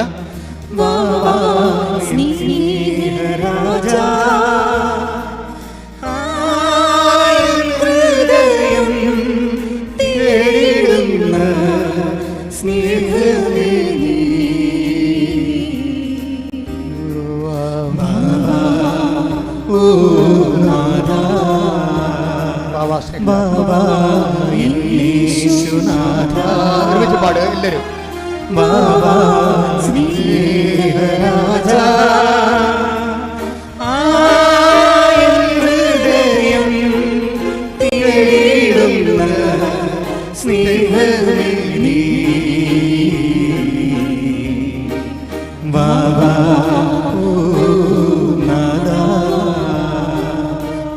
പരമദിവ്യകാരുണ്യത്തിന് നേരവും ആരാധനയും സ്തുതിയും പുകഴ്ചയും ഉണ്ടായിരിക്കട്ടെ. പരിശുദ്ധ പരമദിവ്യകാരുണ്യത്തിന് നേരവും ആരാധനയും സ്തുതിയും പുകഴ്ചയും ഉണ്ടായിരിക്കട്ടെ. പരിശുദ്ധ പരമദിവ്യകാരുണ്യത്തിന് നേരവും ആരാധനയും സ്തുതിയും പുകഴ്ചയും ഉണ്ടായിരിക്കട്ടെ. നമ്മൾ ചങ്കം കരളും എടുത്ത് സൂക്ഷിച്ച് അസ്രിയാസും തോബിയാസും കൂടി പിന്നെയും യാത്രയാകും. അപ്പോഴവർ പോകുന്ന വഴിക്ക് രാത്രിയാകുമ്പോൾ റഗ്വേൽ എന്നും പറഞ്ഞ ഒരാളിൻ്റെ വീട്ടിൽ കയറും. റഗ്വേൽ ബന്ധമുള്ള ആളാണ്, ചർച്ചക്കാരാ. ഇപ്പം രാത്രിയായി, പോകേണ്ട സ്ഥലം ഇനിയും പോകാനുണ്ട്. പക്ഷേ രാത്രി ആയതുകൊണ്ട് യാത്ര നടക്കാത്തത് കൊണ്ട് ഇവർ ഈ മത്സ്യത്തിനെ ചുട്ടു തന്നിട്ട് ചങ്കം കരളും എടുത്തുകൊണ്ട് യാത്രയാകും. റഗ്വേലിൻ്റെ വീട്ടിൽ ചെല്ലുമ്പോഴാണ് വിഷയം. റഗ്വേലിൻ്റെ മകളാണ് സാറ. അവൾ ശരിക്കും പറഞ്ഞാൽ ദൈവം ഈ തോബിയാസിന് വേണ്ടി നിശ്ചയിച്ചിരുന്ന ജീവിത പങ്കാളിയാണ്. ദൈവഹിതപ്രകാരമല്ലാതെ അവൾ കല്യാണം കഴിച്ച് 7 ഭർത്താക്കന്മാർ മരിച്ചിരിക്കുന്നതാണ്. അതേക്കുറിച്ചൊക്കെ ബൈബിൾ നല്ല രസകരമായിട്ട് സംസാരിക്കുന്നുണ്ട്. പക്ഷേ റഗ്വേലിൻ്റെ വീട്ടിൽ ചെല്ലുമ്പോൾ അസറിയാസ് ഈ ദൂതൻ പറയും, ഇത് നിൻ്റെ ജീവിത പങ്കാളിയാണ്, അവളെ കല്യാണം കഴിക്കാൻ നിനക്ക് തടസ്സമില്ലെന്ന് പറയും. അപ്പോൾ റഗ്വേലിനെ സാറയുടെ അപ്പനെ അത് ബോധ്യമാകും. അപ്പോൾ സാറ കരഞ്ഞുകൊണ്ട് പറയും, എന്നെ കല്യാണം കഴിക്കരുത്, കാര്യം ഇന്ന രീതിയിൽ മരിച്ചിട്ടുള്ളതാണ് ഭർത്താക്കന്മാർ. കാര്യം തുറന്ന് പറഞ്ഞ കണ്ടില്ലേ, വിവാഹത്തിൽ എന്തെങ്കിലും ഒരു പരാധീനത ഉണ്ടെങ്കിൽ നമ്മൾ ദൈവത്തിനാണ് പ്രാധാന്യം കൊടുക്കണമെന്നുണ്ടെങ്കിൽ തുറന്ന് പറയണം. കഴിക്കണമെങ്കിൽ കഴിക്കണം, അല്ലെങ്കിൽ കഴിക്കണം, ദൈവ തീരുമാനിച്ചായിരിക്കണത്. അപ്പോൾ ഇവിടെ സാറ കാര്യം തുറന്ന് പറയണേ. എന്താ പറയണത്? എൻ്റെ ഭർത്താക്കന്മാർ കെട്ടിയവരെല്ലാം അന്ന് രാത്രി തന്നെ മരിച്ചു വീണിട്ടുണ്ട്, എൻ്റെ ഒരു അവസ്ഥ അതാണ്. അപ്പോൾ റഗ്വേലിന് അസ്രിയാസ് പറയും, ഇല്ല, ഇത് ദൈവഹിതമാണ്, നിൻ്റെ ഭർത്താക്കന്മാരെ കൊന്നിട്ടുള്ള ഭൂതത്തെ ഞാൻ ഉച്ചാരണം ചെയ്യുമെന്ന് പറയും. എന്നിട്ട് അസ്രിയാസ് തോബിയാസിനോട് പറയും കല്യാണ രാത്രിയിൽ, നീ പിടിച്ച മത്സ്യത്തിൻ്റെ ചങ്കും കരലും എടുത്ത് ഇപ്പം നെരിപ്പോടിലിട്ട് പുകക്കാൻ പറയും. അത് പുകച്ചു കഴിയുമ്പോൾ ഈ ഭൂതം ഉച്ചാരണം ചെയ്യപ്പെടും. അതായത് എന്ത് തിന്മയുണ്ടെന്നുണ്ടെങ്കിലും കർത്താവിൽ നമ്മൾ വിശ്വസിക്കുന്ന വ്യക്തിയാണോ, ആ വ്യക്തിയെ സംബന്ധിച്ചിടത്തോളം ഒരു ബാധയും നിന്നെ ഏൽക്കുകയില്ല. 91 സങ്കീർത്തനം 7 തിരുവചനം. സങ്കീർത്തനം 91:7. നിന്റെ പാർശ്വങ്ങളിൽ നിന്റെ പാർശ്വങ്ങളിൽ ആയിരങ്ങൾ മരിച്ചു വീണേക്കാം, നിന്റെ വലതുവശത്ത് 10,000 എങ്കിലും നിനക്ക് ഒരനർത്ഥവും സംഭവിക്കുകയില്ല. അതായത് ദൈവ പൈതലിനെ സംബന്ധിച്ചിടത്തോളം സമ്പൂർണ്ണമായ പ്രൊട്ടക്ഷനാണ് ഉള്ളത്. അതാണ് ഞാൻ എപ്പോഴും ഉടമ്പടി കർക്കശ്യമായിട്ട് പാലിക്കണമെന്ന് പറഞ്ഞതിൻ്റെ കാരണം. ഉടമ്പടിയിൽ എന്താണ് 14:9 തോബിയാസ് പറയണത്? കർത്താവിൻ്റെ നിയമവും കർത്താവിൻ്റെ പ്രമാണങ്ങളും പ്രവാചക ഗ്രന്ഥങ്ങളും അനുസരിച്ച് ജീവിക്കുന്നൊരു ജീവിതം മത്സ്യം വിഴുങ്ങാൻ വന്നാലും, അതുപോലെ തന്നെ പിശാച് ഭർത്താക്കന്മാരെ കൊല്ലുന്ന സ്ത്രീയെ കല്യാണം കഴിച്ചാലും ദൈവത്തിൻ്റെ ഒരു സംരക്ഷണം ഉണ്ടാകും. അതായത് ഉടമ്പടി നമുക്ക് നൽകുന്ന സംരക്ഷണം നിസ്സാരമല്ല. സെലുവിൻ്റെ സാക്ഷ്യത്തിൽ കേൾക്കുന്നത് എന്താണ്? അണലി ഒരു ദിവസം, 2ാമത്തെ ദിവസം ശംഖ് വരെ, 3ാമത്തെ ദിവസം മൂർക്കരിങ്ങനെ കയറി ഇറങ്ങി പോവുകയാണ്. അപ്പോൾ അവളെന്താ ചെയ്യണത്? അവളൊന്നും ചെയ്തില്ല. അവൾ ചെയ്തിട്ടിരിക്കണത് കൃപാസനത്തിൽ മണ്ണെടുത്ത് ഇവിടെ വന്നു വെച്ചു. വർഷങ്ങളായിട്ടുള്ള പാമ്പ് ശല്യമാണേ. മണ്ണെടുത്തിട്ട് എന്ത് ചെയ്ത് ഉടമ്പടി ഉപ്പുമായിട്ട് കലർത്തി അത് സ്വന്തമായിട്ട് ചെയ്യണതാണ്, ആരും പറഞ്ഞു കൊടുക്കണമല്ല. ദൈവ പൈതലിനെ സംബന്ധിച്ചിടത്തോളം ദൈവ പൈതലിന് ദൈവവുമായിട്ട് ജീവിച്ച് കഴിയുമ്പോൾ പരിഹാര മാർഗ്ഗങ്ങൾ സ്വന്തം മനസ്സിൽ തന്നെ ദൈവം കൊടുക്കും. അവളെന്ത് ചെയ്ത് ആ ഉപ്പ് കൊണ്ടുവന്ന് വെയിലിൽ മുഴുവൻ വിശ്വാസപ്രമാണം ചൊല്ലിയിട്ട് വെയിലിക്ക് മുഴുവൻ ഉപ്പ് തുള്ളി.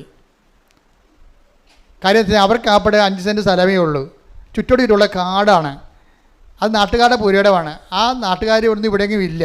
അപ്പോൾ അവരുടെ കാട് വെട്ടാനും പറയത്തില്ല. നമ്മളെ കാര്യം വെട്ടിയാൽ കേസും ആകും. പാമ്പാണെങ്കിൽ പാമ്പിന് പുരയിടത്തെക്കുറിച്ച് ഒരു ഐഡിയയും ഇല്ലാത്ത കാരണം പാമ്പ് ഇതിൻ്റെ പേരിൽ കാട്ടിൽ നിന്ന് കയറുന്ന പോലെ നമ്മുടെ വീട്ടിൽ കയറി കൊണ്ടിരിക്കുകയാണ്.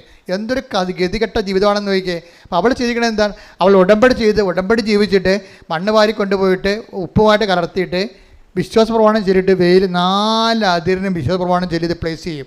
ഇതാണ് വിശ്വാസ പ്രയോഗം എന്ന് പറയുന്നത്. എന്നിട്ട് എന്ത് ചെയ്യും? ഉടമ്പടി തൈലം കൊണ്ടുവന്നിട്ട് ഇരുമ്പ് ഗേറ്റിൻ്റെ ഒരു കുരിശിടും. കർത്താവിൻ്റെ ഭവനമാണിത്, ഇവിടെ പ്രവേശിക്കരുതെന്ന് പറയും. അതാണ് ഒരു ബാധയും നിൻ്റെ ഭവനത്തിൽ പ്രവേശിക്കത്തില്ല. സുലു പറയണത് പിന്നെ 1 കൊല്ലമായി ഇപ്പോൾ ഇന്ന് വരെ ഒരു പാമ്പിനെ പോലും കുടുംബത്തിൽ കണ്ടിട്ടില്ലെന്ന്.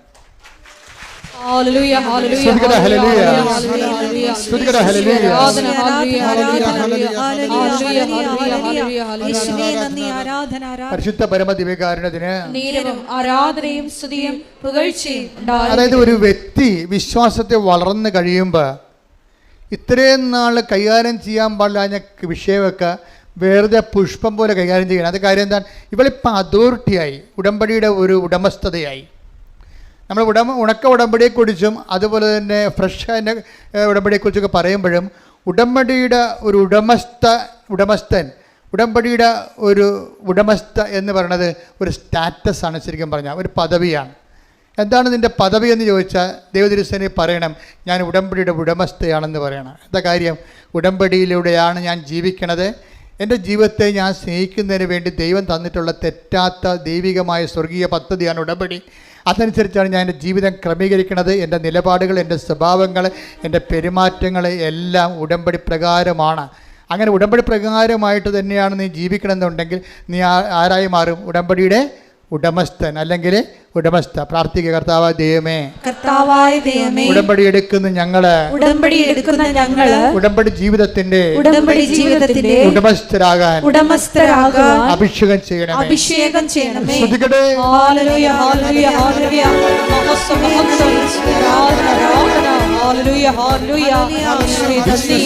ദൈവത്തിന്റെ മഹത്വം കാണാം, പ്രാർത്ഥിക്കുമ്പോൾ ദൈവത്തിന്റെ പ്രവൃത്തി കാണാം, ആരാധിച്ചാൽ ദൈവത്തിന്റെ വിടുതൽ കാണാം, ആശ്രയിച്ചാൽ ദൈവത്തിന്റെ കരുതൽ കാണാം, വിശ്വസിച്ചാൽ ദൈവത്തിന്റെ മഹത്വം കാണാം, പ്രാർത്ഥിക്കുമ്പോൾ ദൈവത്തിന്റെ പ്രവൃത്തി കാണാം, ആരാധിച്ചാൽ ദൈവത്തിന്റെ വിടുതൽ കാണാം, ആശ്രയിച്ചാൽ ദൈവത്തിന്റെ കരുതൽ കാണാം.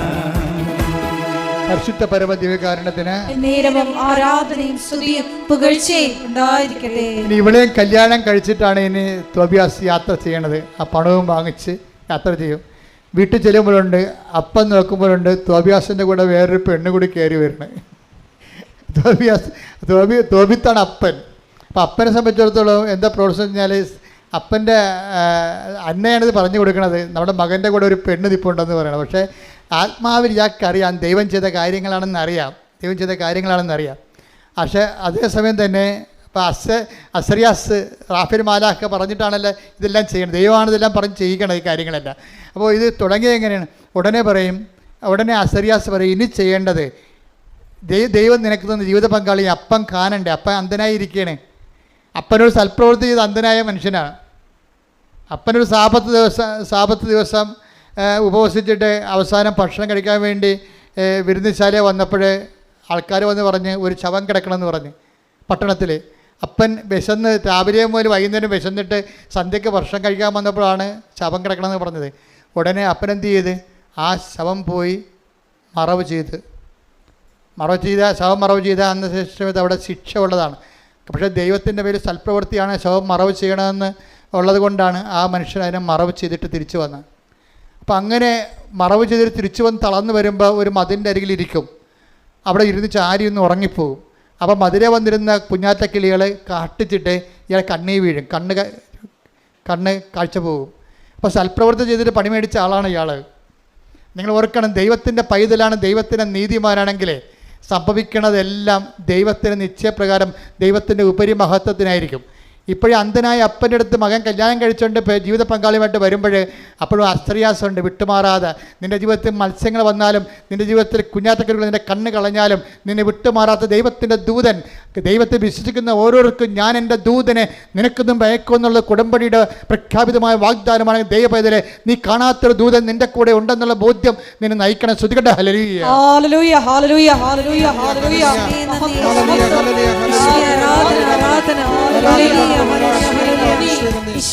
ആരാധന. ദൈവത്താൽ അസാധ്യമായതൊന്നുമില്ലല്ലോ, കർത്താവിനു കഴിയാത്ത കാര്യമില്ലല്ലോ. യേശുവിന്റെ നാമത്തിൽ സൗഖ്യമുണ്ടല്ലോ, യേശുവിന്റെ നാമത്തിൽ ജയമുണ്ടല്ലോ. വിശ്വസിച്ചാൽ ദൈവത്തിന്റെ മഹത്വം കാണാം, പ്രാർത്ഥിക്കുമ്പോൾ ദൈവത്തിന്റെ പ്രവൃത്തി കാണാം. ആരാധിച്ചാൽ ദൈവത്തിന്റെ വിടുതൽ കാണാം, ആശ്രയിച്ചാൽ ദൈവത്തിന്റെ കരുതൽ കാണാം.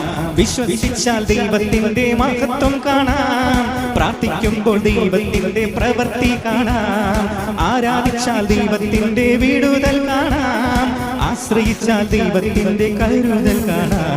പരിശുദ്ധ പരമദിവ്യകാരുണ്യത്തിന് നേരവും ആരാധനയും സ്തുതിയും പുകഴ്ചയും ഉണ്ടായിരിക്കട്ടെ. ഒരു കൈ നെഞ്ചത്ത് വെച്ച് പ്രാർത്ഥിക്കുക. കർത്താവായ ദൈവമേ, കർത്താവായ ദൈവമേ, ആധ്യാത്മിക ജീവിതത്തിന്റെ അകവും പുറവും എന്നെ കാണിച്ചു തരുന്ന ദൈവവചന വെളിപാടുകളെ ഓർത്തുകൊണ്ട് ഞാൻ നന്ദി പറയുന്നു. എന്റെ കർത്താവേ, എന്റെ ജീവിതത്തിലെ സംഭവിക്കുന്നതെല്ലാം അറിഞ്ഞുകൊണ്ടാണെന്ന് എന്റെ ഉയർച്ചയ്ക്കായി ക്രമീകരിക്കുവാൻ അങ്ങേക്ക് പദ്ധതി ഉണ്ടെന്ന് അറിഞ്ഞുകൊണ്ട് കർക്കശമായ വിശ്വാസ ജീവിതത്തിൽ നയിക്കുവാൻ എന്നെ സഹായിക്കണമേ.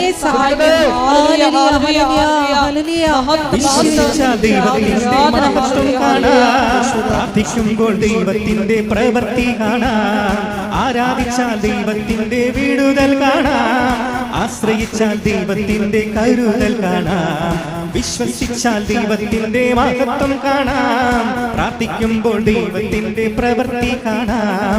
ആരാധിച്ചാൽ ദൈവത്തിന്റെ വിടുതൽ കാണാം, ആശ്രയിച്ചാൽ ദൈവത്തിന്റെ കരുതൽ കാണാം. പരിശുദ്ധ പരമദിവ്യകാരുണ്യത്തിന് നേരവും ആരാധനയും സ്തുതിയും പുകഴ്ചയും ഉണ്ടായിരിക്കട്ടെ. ഇപ്പോഴും അവരുടെ കയ്യിൽ ആ ദ്വൈവ്യാസന്റെ കയ്യിൽ ആ കയ്പയിരിപ്പുണ്ട്. കട്ടൻ കയ്പയും. കയ്പെന്ന് പറയുന്നത് എന്താണ്? കട്ടില്ലേ, കട്ടിനാണ് നമ്മൾ കട്ടെന്ന് പറയത്തില്ല, അതിനാണ് കയ്പ് എന്ന് ബൈബിൾ എഴുതി വെച്ചിരിക്കുന്നത്. അപ്പോൾ ഈ മീനിൻ്റെ എന്താ എടുത്തുകൊണ്ട് പോകുന്നത് അവർ? ആ കരളും കയ്പ് എടുത്തുകൊണ്ട് പോകുന്നത്, ചങ്ക എടുത്തുകൊണ്ട് പോകുന്നത്. അപ്പോൾ ഇപ്പോൾ എന്നാ പറഞ്ഞത്? ഇപ്പോൾ അസ്ത്രീയാസത്തിൽ കൊണ്ടുവിടാ, ഓരോ സമയത്തും ദൂതൻ കൂടെ ഉണ്ടാവും. ഇവർ ദൂതൻ എന്താ വിട്ടു പോകാത്തത്? ഇവരുടെ ജീവിതത്തിൻ്റെ നിലപാട് കൊണ്ടാണ് ദൂതൻ വിട്ടുപോകാത്തത്. ദൂതൻ ഇപ്പോഴും ഉണ്ട്. ആ യാത്ര പൂർത്തിയാക്കുകയാണ്. ശുഭമാക്കുക എന്നുള്ള ഈ ദിവസങ്ങളൊക്കെ കർത്താവ് പറയുന്ന വാക്കുകളല്ലേ. ഇവിടെ യാത്ര ശുഭം കണ്ട, അതായത് ഇപ്പോഴും അസ്ത്രീയാസ് പറയും, ഇനി നീ അന്ധനായ അപ്പൻ്റെ കണ്ണിലേക്ക് ആ കയ്പ പിഴിഞ്ഞൊഴിക്കാൻ പറയും. 11:7-8 റഫായേൽ പറഞ്ഞു, തോബിയാസ് നിന്റെ പിതാവിന് കാഴ്ച ലഭിക്കുമെന്ന് എനിക്കറിയാം. കയ്പ അവന്റെ കണ്ണുകളിൽ പുരട്ടണം. ചൊറിച്ചിൽ അനുഭവപ്പെടുമ്പോൾ അവൻ കണ്ണു തിരുമും. അപ്പോൾ വെളുത്ത പാടകൾ പൊഴിഞ്ഞു വീഴുകയും അവൻ നിന്നെ കാണുകയും ചെയ്യും. അതായത് തോബിയാസിൻ്റെ അപ്പനാണ് തോബിത്ത്. അന്ധനായിരുന്നു. ആ കുരുവെന്ന് കട്ടിച്ച് കണ്ണുപോയതാണ്. ആ കണ്ണ് തിരികെ എടുക്കാൻ വേണ്ടിയാണ് മീനിനെ കൊണ്ടുവന്നിരിക്കുന്നത്. കണ്ടില്ലേ? ആദ്യം പക്ഷേ മീൻ വിഴുങ്ങാൻ വന്ന പോലെയാണ് നമുക്ക് തോന്നിയത്. പക്ഷേ വിഴുങ്ങാൻ വന്നതുകൊണ്ട് നമ്മൾ അറ്റാക്ക് ചെയ്ത് അതിനെ പിടിച്ചെടുക്കാൻ വേണ്ടി ദൈവത്തിൻ്റെ പദ്ധതിയാണ്. അതായത് ഇവർ ഉടമ്പടി, അപ്പനും മകനും ഉടമ്പടി ജീവിക്കുന്നവരാണ്. അപ്പനും മകനും ഉടമ്പടി കർക്കശമായിട്ട് തെറ്റാത്ത രീതിയിൽ ഉടമ്പടി ജീവിക്കുന്നവരാണ്. അതുകൊണ്ട് അവരുടെ ജീവിതത്തിൽ സംഭവിക്കുന്ന ഓരോ വിഷയങ്ങൾക്കും ദൈവത്തിൻ്റെ നിശ്ചയങ്ങളുണ്ട്, ദൈവത്തിൻ്റെ നിയോഗങ്ങളുണ്ട്. അതെല്ലാം അവസാനം ശുഭമായി. ഇപ്പം നമ്മൾ ഈ എഫേസ്യൻസ് വായിക്കത്തില്ലേ? എന്താണ് 3:20 വായിച്ചേ? നമ്മിൽ പ്രവർത്തിക്കുന്ന ശക്തിയാൽ, ഒന്ന് പറഞ്ഞേ, നമ്മിൽ പ്രവർത്തിക്കുന്ന ശക്തിയാൽ നാം ചോദിക്കുന്നതിലും ആഗ്രഹിക്കുന്നതിലും വളരെ കൂടുതൽ ചെയ്തു തരാൻ കഴിയുന്ന അവിടുത്തേക്ക് സഭയിലും യേശുക്രിസ്തുവിലും തലമുറകളോളം എന്നേക്കും മഹത്വമുണ്ടാകട്ടെ. ആമേൻ. ആമേൻ. പക്ഷേ പോയതെന്തിനാണ്? കടം മേടിക്കാൻ തിരിച്ച് ആ വെള്ളി ഏൽപ്പിച്ച് തിരിച്ചു വാങ്ങിക്കാൻ പോയതാണ്. കിട്ടിയത് എന്തെല്ലാം കിട്ടിയെന്ന് നോക്കിയാൽ എൻ്റെ ഇടയ്ക്ക് എന്തെല്ലാമാണ് കിട്ടിയിരിക്കുന്നത് നോക്കിയേ. അതായത് തോബിയാസിന് ജീവിത പങ്കാളിയെ കിട്ടി, അതേസമയം തന്നെ അപ്പൻ്റെ കണ്ണ് തെളിഞ്ഞു. ഇതെല്ലാം ഇടയ്ക്ക് സംഭവിക്കുന്ന വിഷയങ്ങളിലൂടെയാണ്. അതുകൊണ്ട് തന്നെയാണ് ഉടമ്പടിയുടെ കാർക്കശ്യങ്ങളിൽ ഒത്തുതീർപ്പില്ലാതെ നിങ്ങൾ എന്ത് ഉടമ്പടി ചെയ്യുമ്പോഴും അത് എപ്പോഴും ശ്രദ്ധിക്കേണ്ട കാര്യമാണ്. എന്താണ്? കർത്താവ് ചോദിക്കുന്ന ഒരേ ഒരു ചോദ്യമുണ്ട്. എന്താണ്? ഇവരെക്കാൾ അധികമായി. എന്തിനാണ് നിങ്ങൾ ഉടമ്പടി എടുത്തിരിക്കുന്നത് ചോദിച്ചു കഴിഞ്ഞാൽ ഒറ്റ ഉത്തരവേ ഉള്ളൂ. Take the bed of God. ശ്രുതികട്ടെ ഹല്ലേലൂയ ഹല്ലേലൂയ ഹല്ലേലൂയ. യേശുവേ നന്ദി, യേശുവേ. യോഹന്നാൻ 21:15. യോഹന്നാൻ 21:15. അവരുടെ പ്രാതൽ കഴിഞ്ഞപ്പോൾ യേശു ശിമയോൻ പത്രോസിനോട് ചോദിച്ചു, യോഹന്നാന്റെ പുത്രനായ ശിമയോനെ, നീ ഇവരെക്കാൾ അധികമായി എന്നെ സ്നേഹിക്കുന്നുവോ? അപ്പൊ ഇവരെക്കാൾ അധികം എന്ന് പറയുമ്പോൾ വ്യക്തികളാണ് അവിടെ കാണുന്നത്. അതിൻ്റെ തന്നെ വേറെ ഒരു വശമാണ് ഇതിനേക്കാൾ അധികമായി. ഇവരെക്കാൾ അധികം എന്ന് പറയുന്ന പോലെ തന്നെയാണ് പ്രധാനപ്പെട്ട കാര്യം. എന്താണ്? ഇതിനേക്കാൾ അധികമായി. ഇവരെന്ന് പറയുമ്പോൾ പേഴ്സണാണ് അവിടെ വരുന്നത്. നമ്മുടെ ജീവിതാനുഭവം നമ്മൾ സ്കാൻ ചെയ്യുമ്പോൾ നമുക്ക് മനസ്സിലാക്കുന്നത് നമ്മുടെ ജീവിതത്തിൽ പ്രശ്നം ഉണ്ടാക്കുന്നത് വ്യക്തികൾ മാത്രമല്ല. ഇപ്പോൾ നിങ്ങൾക്കൊരു രോഗമുണ്ട്, അതിന് നിങ്ങളത് ഡെസ്പാണ് ശരിക്കും. അപ്പോൾ കർത്താവ് നിങ്ങൾ ചോദിക്കും, നിങ്ങൾ ഉടമ്പടിയിൽ വെച്ചിരിക്കുന്ന വിഷയം അതല്ലേ? അതിനേക്കാൾ അധികമായി നീ ക്രിസ്തുവിനെ സ്നേഹിക്കുന്നുണ്ടോ? അതാണ് ചോദ്യം. മനസ്സിലായില്ലേ? ഇപ്പം നീ ഒരു ചിട്ടി വീഴാൻ വേണ്ടി ഉടമ്പടി ഇട്ട് ചില ആൾക്കാർ ചിട്ടി വീഴുന്നുണ്ട്, നല്ല കാര്യം. അത് നിങ്ങൾ പറയണ പോലെ ഒന്നുമല്ല, അത് ശരിക്കും കറക്റ്റായിട്ട് ഇപ്പോൾ ഒത്തിരി സാക്ഷ്യം റെക്കോർഡ് ചെയ്യുന്നുണ്ട്. അപ്പോൾ അത് ദൈവികമായ ഇടപെടലുണ്ടെന്ന് നമുക്ക് മനസ്സിലാക്കാം. കാര്യം ഒരു മനുഷ്യൻ്റെ കണ്ണുനീര് അതുകൊണ്ടാണ് തുടക്കണമെങ്കിൽ ദൈവം കൈ നീളുമെന്ന് പറഞ്ഞ ഉറപ്പാണ്. പക്ഷേ ഒരു കാര്യമുണ്ട്, അത് നടന്നില്ല എന്നുണ്ടെങ്കിൽ അതിൻ്റെ അർത്ഥം നീ പിന്നെ ഉടമ്പടി പ്രാർത്ഥനയ്ക്ക് മങ്ങൽ വരുത്തിയാൽ അതിൻ്റെ അർത്ഥം എന്താണ്? അതിൻ്റെ കൗണ്ട് ചെയ്യണത് എങ്ങനെയാണ്? നീ ചിട്ടിയേക്കാൾ അധികമായിട്ട് ചിട്ടിയെ സ്നേഹിക്കുന്നുണ്ടെന്ന പ്രശ്നം. ഇതിങ്ങനെ കുറേ പെണ്ണുങ്ങൾക്ക് പണിമേടിക്കണം എങ്ങനെയാണ് എന്ന് വെച്ചാൽ, അവരൊരു കാര്യം ചെയ്യും, അവർ ചിലപ്പോൾ നിങ്ങളോർക്കും ഈ പ്രാവശ്യം റിസൾട്ട് വരുമ്പോൾ ഈ പ്രാവശ്യം എല്ലാം മുഴുവൻ ഞാൻ ജയിക്കും. പക്ഷെ അവർ ഉടനെ തോറ്റു പോകുമ്പോൾ ഉടനെ പിന്നെ അവർ ഉടമ്പടി ചെയ്യത്തില്ല, പ്രാർത്ഥിക്കത്തില്ല. അതിൻ്റെ അർത്ഥം എന്താണ്? നിങ്ങൾ ഉടമ്പടിയേക്കാൾ ദൈവത്തേക്കാൾ അധികമായി IELTS-നെ നിങ്ങളുടെ പ്രൊഫഷനെ സ്നേഹിക്കുന്നു. ദൈവത്തിന് പിടികൊടുത്തില്ലേ? ദൈവത്തിന് നിങ്ങൾക്ക് മനസ്സിലായില്ലേ? അച്ഛൻ പറഞ്ഞാൽ മനസ്സിലായോ? അതായത് നിങ്ങൾ ഒരു വിഷയം, ഇപ്പോൾ നിങ്ങൾ വസ്തു വിൽക്കാൻ വേണ്ടി നിങ്ങൾ ഉടമ്പടി എടുത്തിരിക്കണം എന്ന് വിചാരിച്ചോ. വസ്തു വിൽക്കണം, അത് ജപ്തിയായി പോകണമെങ്കിൽ നിങ്ങൾക്ക് വിൽക്കണം, ഉടമ്പടി എടുത്തിരിക്കണം. പക്ഷേ ദൈവത്തിന് വേറെ പദ്ധതിയുണ്ട്. ഇപ്പോൾ സെലു തന്നെ എൻ്റെ അടുത്ത് വന്നപ്പോൾ എന്നോട് ചോദിച്ചു, അച്ഛാ 6 പ്രാവശ്യം ഞാൻ തോറ്റു, ഞാൻ യൂറോപ്പിൽ പോകുക, ഞാൻ ജയിക്കുമോ എന്ന് ചോദിച്ചപ്പോൾ, അപ്പം ഞാൻ അവിടെ എന്താ പറഞ്ഞത്? നീ ജയിക്കുക ഇല്ലെന്ന് എനിക്കറിയത്തില്ല, പക്ഷേ നീ യൂറോപ്പിൽ പോകുമെന്ന് പറഞ്ഞു. അതെന്താണ്? കർത്താവ് എന്നോട് പറഞ്ഞതാണത്. ഇവളുടെ പ്രമാണം കൊണ്ട് ഈ വിസയുടെ കോപ്പി അല്ലെങ്കിൽ ഇവിടെ തന്ന പേപ്പർ കൊണ്ടുപോയി കർത്താവിനടുത്ത് വെച്ചപ്പോൾ ഞാൻ പറഞ്ഞു, എനിക്ക് തന്ന നോട്ടാണ്, എൻ്റെ ഉള്ളിൽ തന്ന നോട്ടാണ്. ഞാൻ പറഞ്ഞ് നീ ജയിക്കോ ഇല്ലെന്ന് എനിക്കറിയത്തില്ല, പക്ഷേ നീ പോകുമെന്ന് കർത്താവ് പറയുന്നുണ്ടെന്ന് പറഞ്ഞു. അപ്പോൾ എന്നാ പറ്റിയിരിക്കണത്? അവളെ തിരിച്ച് അവളുടെ ഏജൻസി തന്നെ, ഏജൻസിക്ക് അവർ 4 ലക്ഷം രൂപ കൊടുത്തായിരുന്നു നേരത്തെ. എന്നിട്ടാണ് ഇവിടെ തോറ്റിരിക്കണത്. ഇപ്പോൾ എന്നാ പറ്റിക്കുന്നത്? ഇവിടെ അത് ഫോർവേഡായിപ്പോയി. ഇതിൻ്റെ ഓണർ അവളെ തിരിച്ച് വിളിക്കും. ഈ അയർലൻഡിൽ നിന്ന് ഓണർ തന്നെ വിളിക്കും, ചോദിക്കും നിങ്ങൾ എത്ര രൂപയാണ് ഏജൻസിക്ക് കൊടുത്തതെന്ന് പറയും. അപ്പോൾ ഓണർ പറയും, അത് ഓണറിനോട് ഇവള് പറയും അത് പറയാൻ പറ്റത്തില്ല, കോൺഫിഡൻഷ്യലാണ് എന്ന് പറയും. അപ്പോൾ ഓണർ പറയും, നിങ്ങളെ വേണമെങ്കിൽ എനിക്ക് നിങ്ങൾ 5 പൈസ വാങ്ങിക്കാതെ ഇവിടെ കൊണ്ടുവരാൻ പറ്റും. ഇന്ത്യയിൽ നിന്ന് വരുന്ന ആൾക്കാരിൽ നിന്ന് ഒത്തിരി പൈസ വാങ്ങിക്കുന്നുണ്ട് ഞാൻ അറിഞ്ഞിട്ടുണ്ട്. അതുകൊണ്ടാണ് അത്രയും പൈസയുടെ ആവശ്യമില്ല ശരിക്കും പറഞ്ഞാൽ. അതുകൊണ്ട് നിങ്ങൾ സത്യം പറയാൻ പറയും. ഉടനെ അവർ പറയും, ഞാൻ 15 ലക്ഷം ഏജൻസിക്ക് കൊടുത്തു, 5 ലക്ഷം പ്രോസസ്സിങ് ചാർജ് 20 ലക്ഷം എന്ന് പറയും. ഉടനെ ഓണർ പറയും, എൻ്റെ ഫേമിലാണ് നിങ്ങൾ വർക്ക് ചെയ്യണത്, 5 പൈസ അടക്കണ്ട, നിങ്ങൾക്ക് വിസ ഫ്രീ ആയിട്ട് തരാമെന്ന് പറയും. നോക്കിയേ, വിഷയം കണ്ടില്ല? ഒരു IELTS ഇല്ല, പരീക്ഷയില്ല, ഒന്നുമില്ല, പൈസ ഇല്ല. അമ്മ റിക്രൂട്ട് ചെയ്യുമ്പോഴുണ്ടല്ലോ ഡയറക്റ്റ് റിക്രൂട്ട്മെൻറ്റാണ്.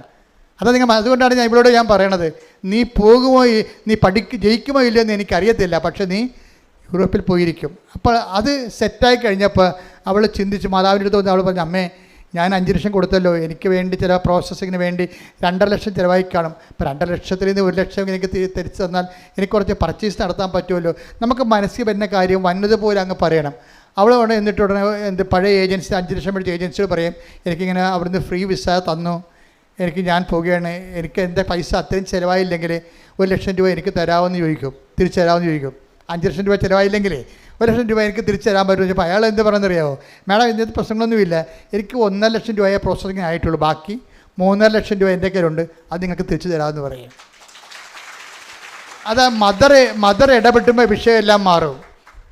ചിലർ വരുമ്പോൾ ചരിത്രം വഴിവാങ്ങും, മദർ ഇടപെടുമ്പോൾ മൊത്തം വിഷയങ്ങൾ മാറുകയാണ്. അതുകൊണ്ടാണ് ഞാൻ നിങ്ങളോട് പറഞ്ഞത്, നിങ്ങളിങ്ങനെ ചതഞ്ഞും നനഞ്ഞ് ഉണങ്ങി നിൽക്കരുത്. നിങ്ങൾ കൃത്യമായിട്ട് ഉടമ്പടി ഒരു ജീവിത രീതിയായിട്ട് എടുത്തിട്ട് ദൈവത്തിനൊന്ന് ബോധ്യപ്പെടുത്തണം. എന്താ കാര്യം, ഞാൻ സത്യസന്ധമായിട്ടാണ് ഉടമ്പടി ജീവിക്കണത്. ഈ 90 ദിവസത്തേക്ക് വേണ്ടിയുള്ള അഭ്യാസമൊന്നുമല്ല, എൻ്റെ ജീവിതകാലം മുഴുവൻ ഞാൻ ഇങ്ങനെ ജീവിക്കാൻ ആഗ്രഹിക്കുന്നുവെന്ന് പറഞ്ഞാൽ അന്ന് മുതൽ ഈ വിഷയം ക്ലിയർ ആകും. എന്താ കാര്യം വെച്ച് കഴിഞ്ഞാൽ ഇത് ഒരു ജീവിത രീതിയാണ്. ഇത് അങ്ങനെ ജീവിത രീതിക്ക് വെല്ലുവിളിയുള്ളവരെ സംബന്ധിച്ചിടത്തോളം അവരുടെ കാര്യം. പക്ഷേ പറ്റുന്നവരെല്ലാവരും, കാര്യം ഇതിനേക്കാൾ മെച്ചമായ ഒരു ക്രിസ്ത്യൻ ലൈഫ് സാധാരണ മനുഷ്യൻ സാധ്യമാണെന്ന് ചോദിച്ചു കഴിഞ്ഞാൽ എനിക്ക് ഇന്ന് വരെ പരിചയമില്ലെന്ന് മാത്രമേ എനിക്ക് ഉത്തരവായിട്ട് പറയാൻ പറ്റത്തുള്ളൂ. എന്താ കാര്യം, ഇത് അത്ര കണ്ട് മഹത്തരമായ ശ്രേഷ്ഠമായ ജീവിതമാണ്. ഇത് നിന്നെ ദൈവം തന്നെ ഈ വിളിയിലോട്ട് നിന്നെ വിളിച്ചിരിക്കുകയാണ്. ദൈവം തന്നെ നിന്നെ വിളിച്ചിരിക്കുകയാണ്. കാര്യം എന്താണ്, നീ ഇതിനുള്ള സാധ്യതയുള്ള ജന്മമായിട്ട് ദൈവത്തിന് തോന്നിയിട്ടുണ്ട്.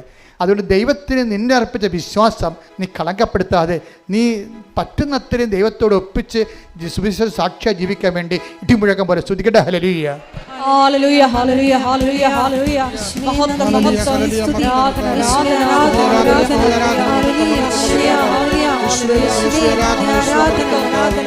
വന്ദനം വരും നാളു വരുന്നു, നിന്നനത്തിൽ നീന്നു സന്തോഷിക്കുവിൻ.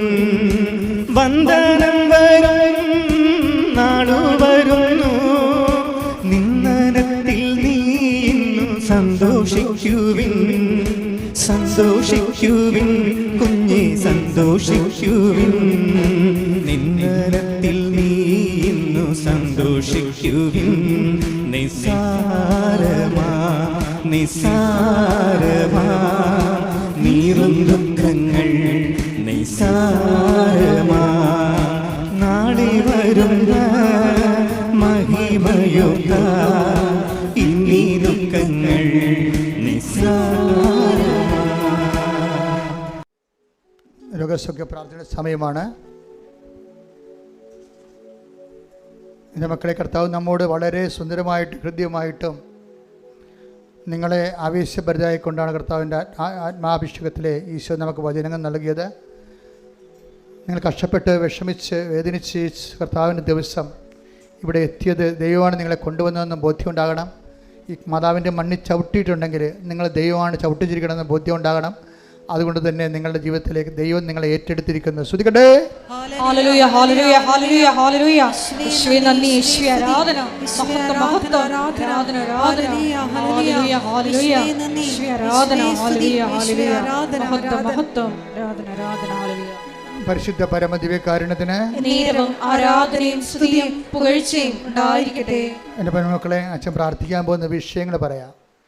അപ്പോൾ നിങ്ങൾ അതനുസരിച്ച് സ്തുതിച്ചുകൊണ്ടേയിരിക്കണം.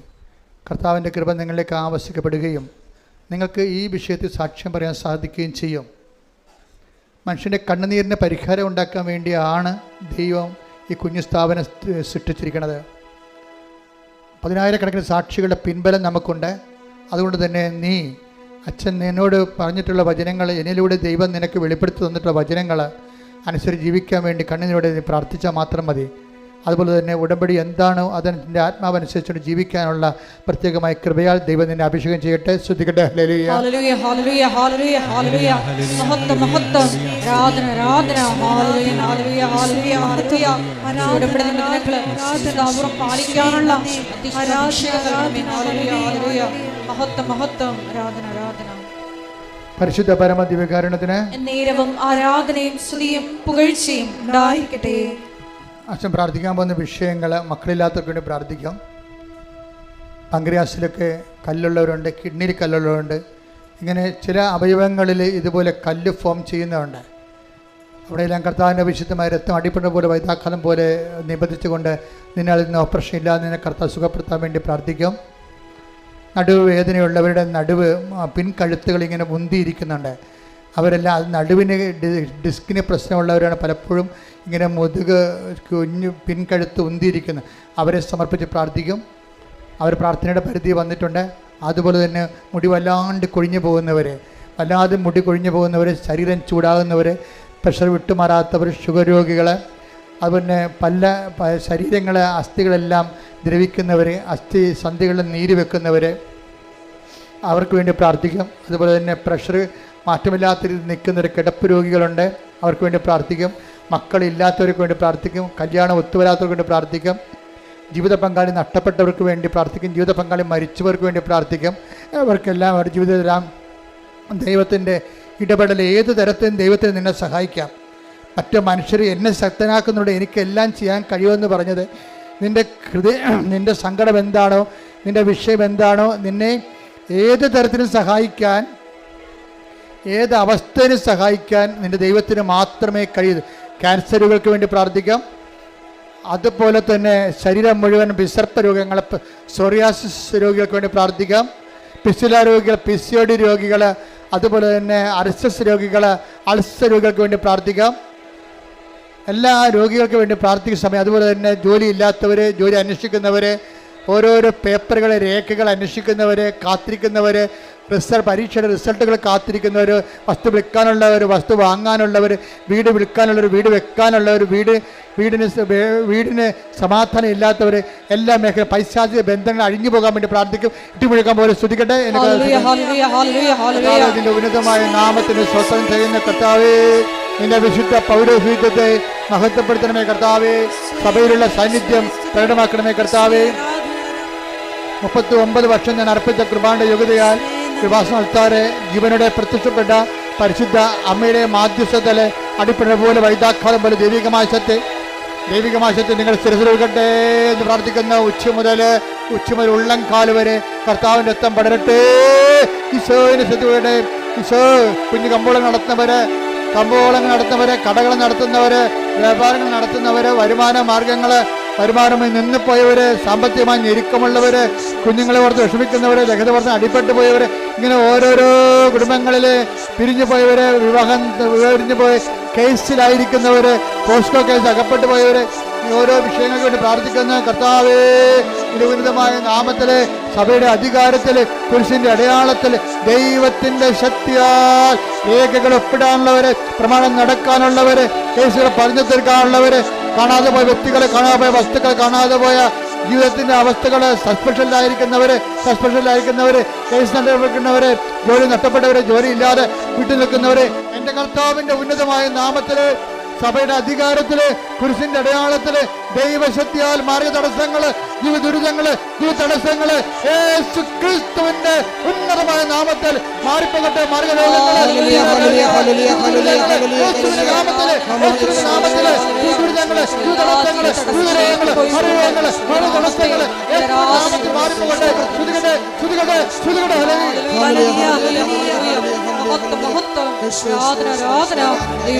നന്ദി, മഹത്വം, ആരാധന.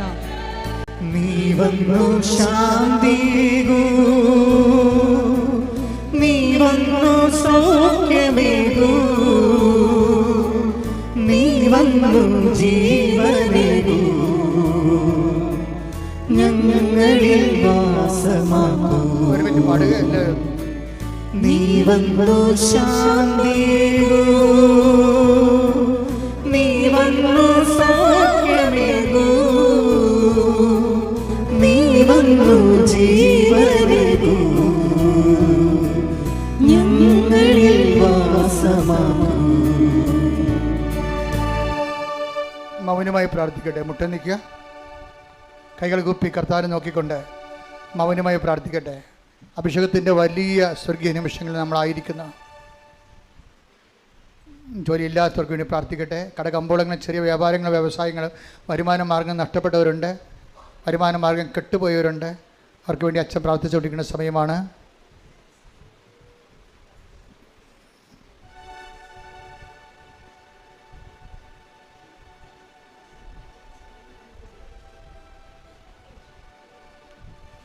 കാതിൽ നിന്ന് കൊടുകൂടെ പഴുപ്പ് ഇടത് കാതിൽ നിന്ന് പതിപ്പ് ചാടുന്നവരെ കാണുന്നുണ്ട്.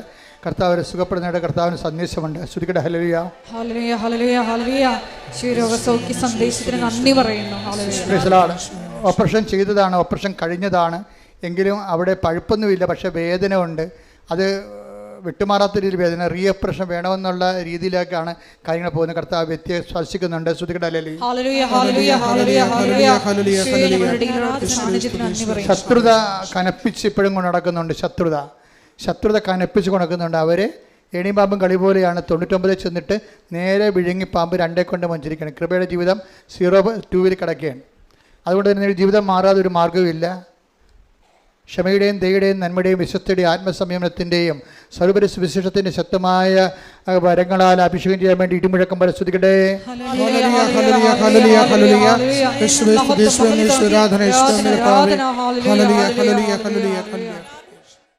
സമാപന ആശീർവാദം. ഒരിക്കൽ കൂടി മരിയൻ ഉടമ്പടിയിൽ സമർപ്പിച്ചിരിക്കുന്ന എല്ലാ വിഷയങ്ങളും ദൈവമാതാവിൻ്റെ മധ്യസ്ഥയിൽ ദിവ്യകാരുണ്യ സന്നിധിയിൽ നമുക്ക് സമർപ്പിച്ച് പ്രാർത്ഥിക്കാം. എഫേസ്യൻസ് 3:20 തിരുവചനത്തിലൂടെ നമുക്ക് പ്രാർത്ഥിക്കാം.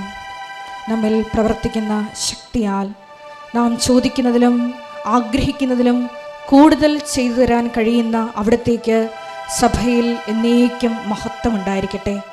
ഈശോയെ, ഇന്നത്തെ ഉടമ്പടി ആരാധനയിലൂടെ നീ ഞങ്ങളോട് സംസാരിക്കുകയായിരുന്നു.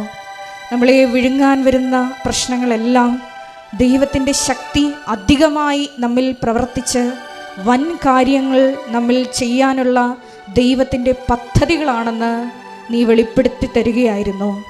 എന്നെ ശക്തരാക്കുന്നവരിലൂടെ എല്ലാം ചെയ്യാൻ എനിക്ക് സാധിക്കുമെന്ന തിരുവചനത്തിൻ്റെ ആ വലിയ അഭിഷേകം ഞങ്ങളുടെ ജീവിതത്തിലെ എല്ലാ പ്രതിസന്ധി ഘട്ടങ്ങളിലും പ്രശ്നമേഖലകളിലും ഉണ്ടാകുവാൻ കരുണയാകണമേ എന്ന് പ്രാർത്ഥിച്ചുകൊണ്ട് ശിരസ്സ് നമിച്ച് നമുക്ക് ദിവ്യകാരുണ്യനാഥൻ്റെ ആശീർവാദം സ്വീകരിക്കാം.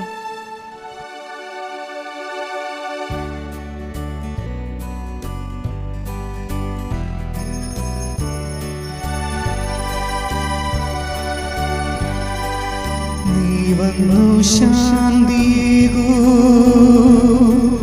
നീ വന്നു സൗഖ്യമേകൂ, നീ വന്നു ജീവനേകൂ,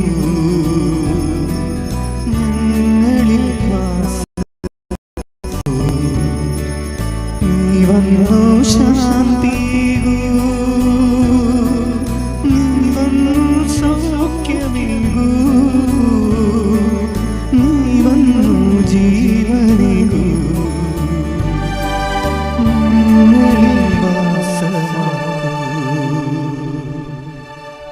പരിശുദ്ധ പരമ ദിവ്യകാരുണ്യത്തിന്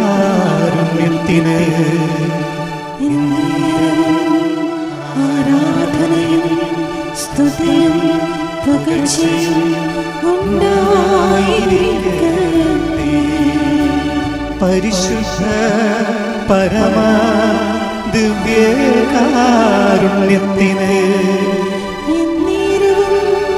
ആരാധനയും സ്തുതിയും പുകഴ്ചയും ഉണ്ടായിരിക്കട്ടെ. പരിശുദ്ധ പരമ ദിവ്യകാരുണ്യത്തിന്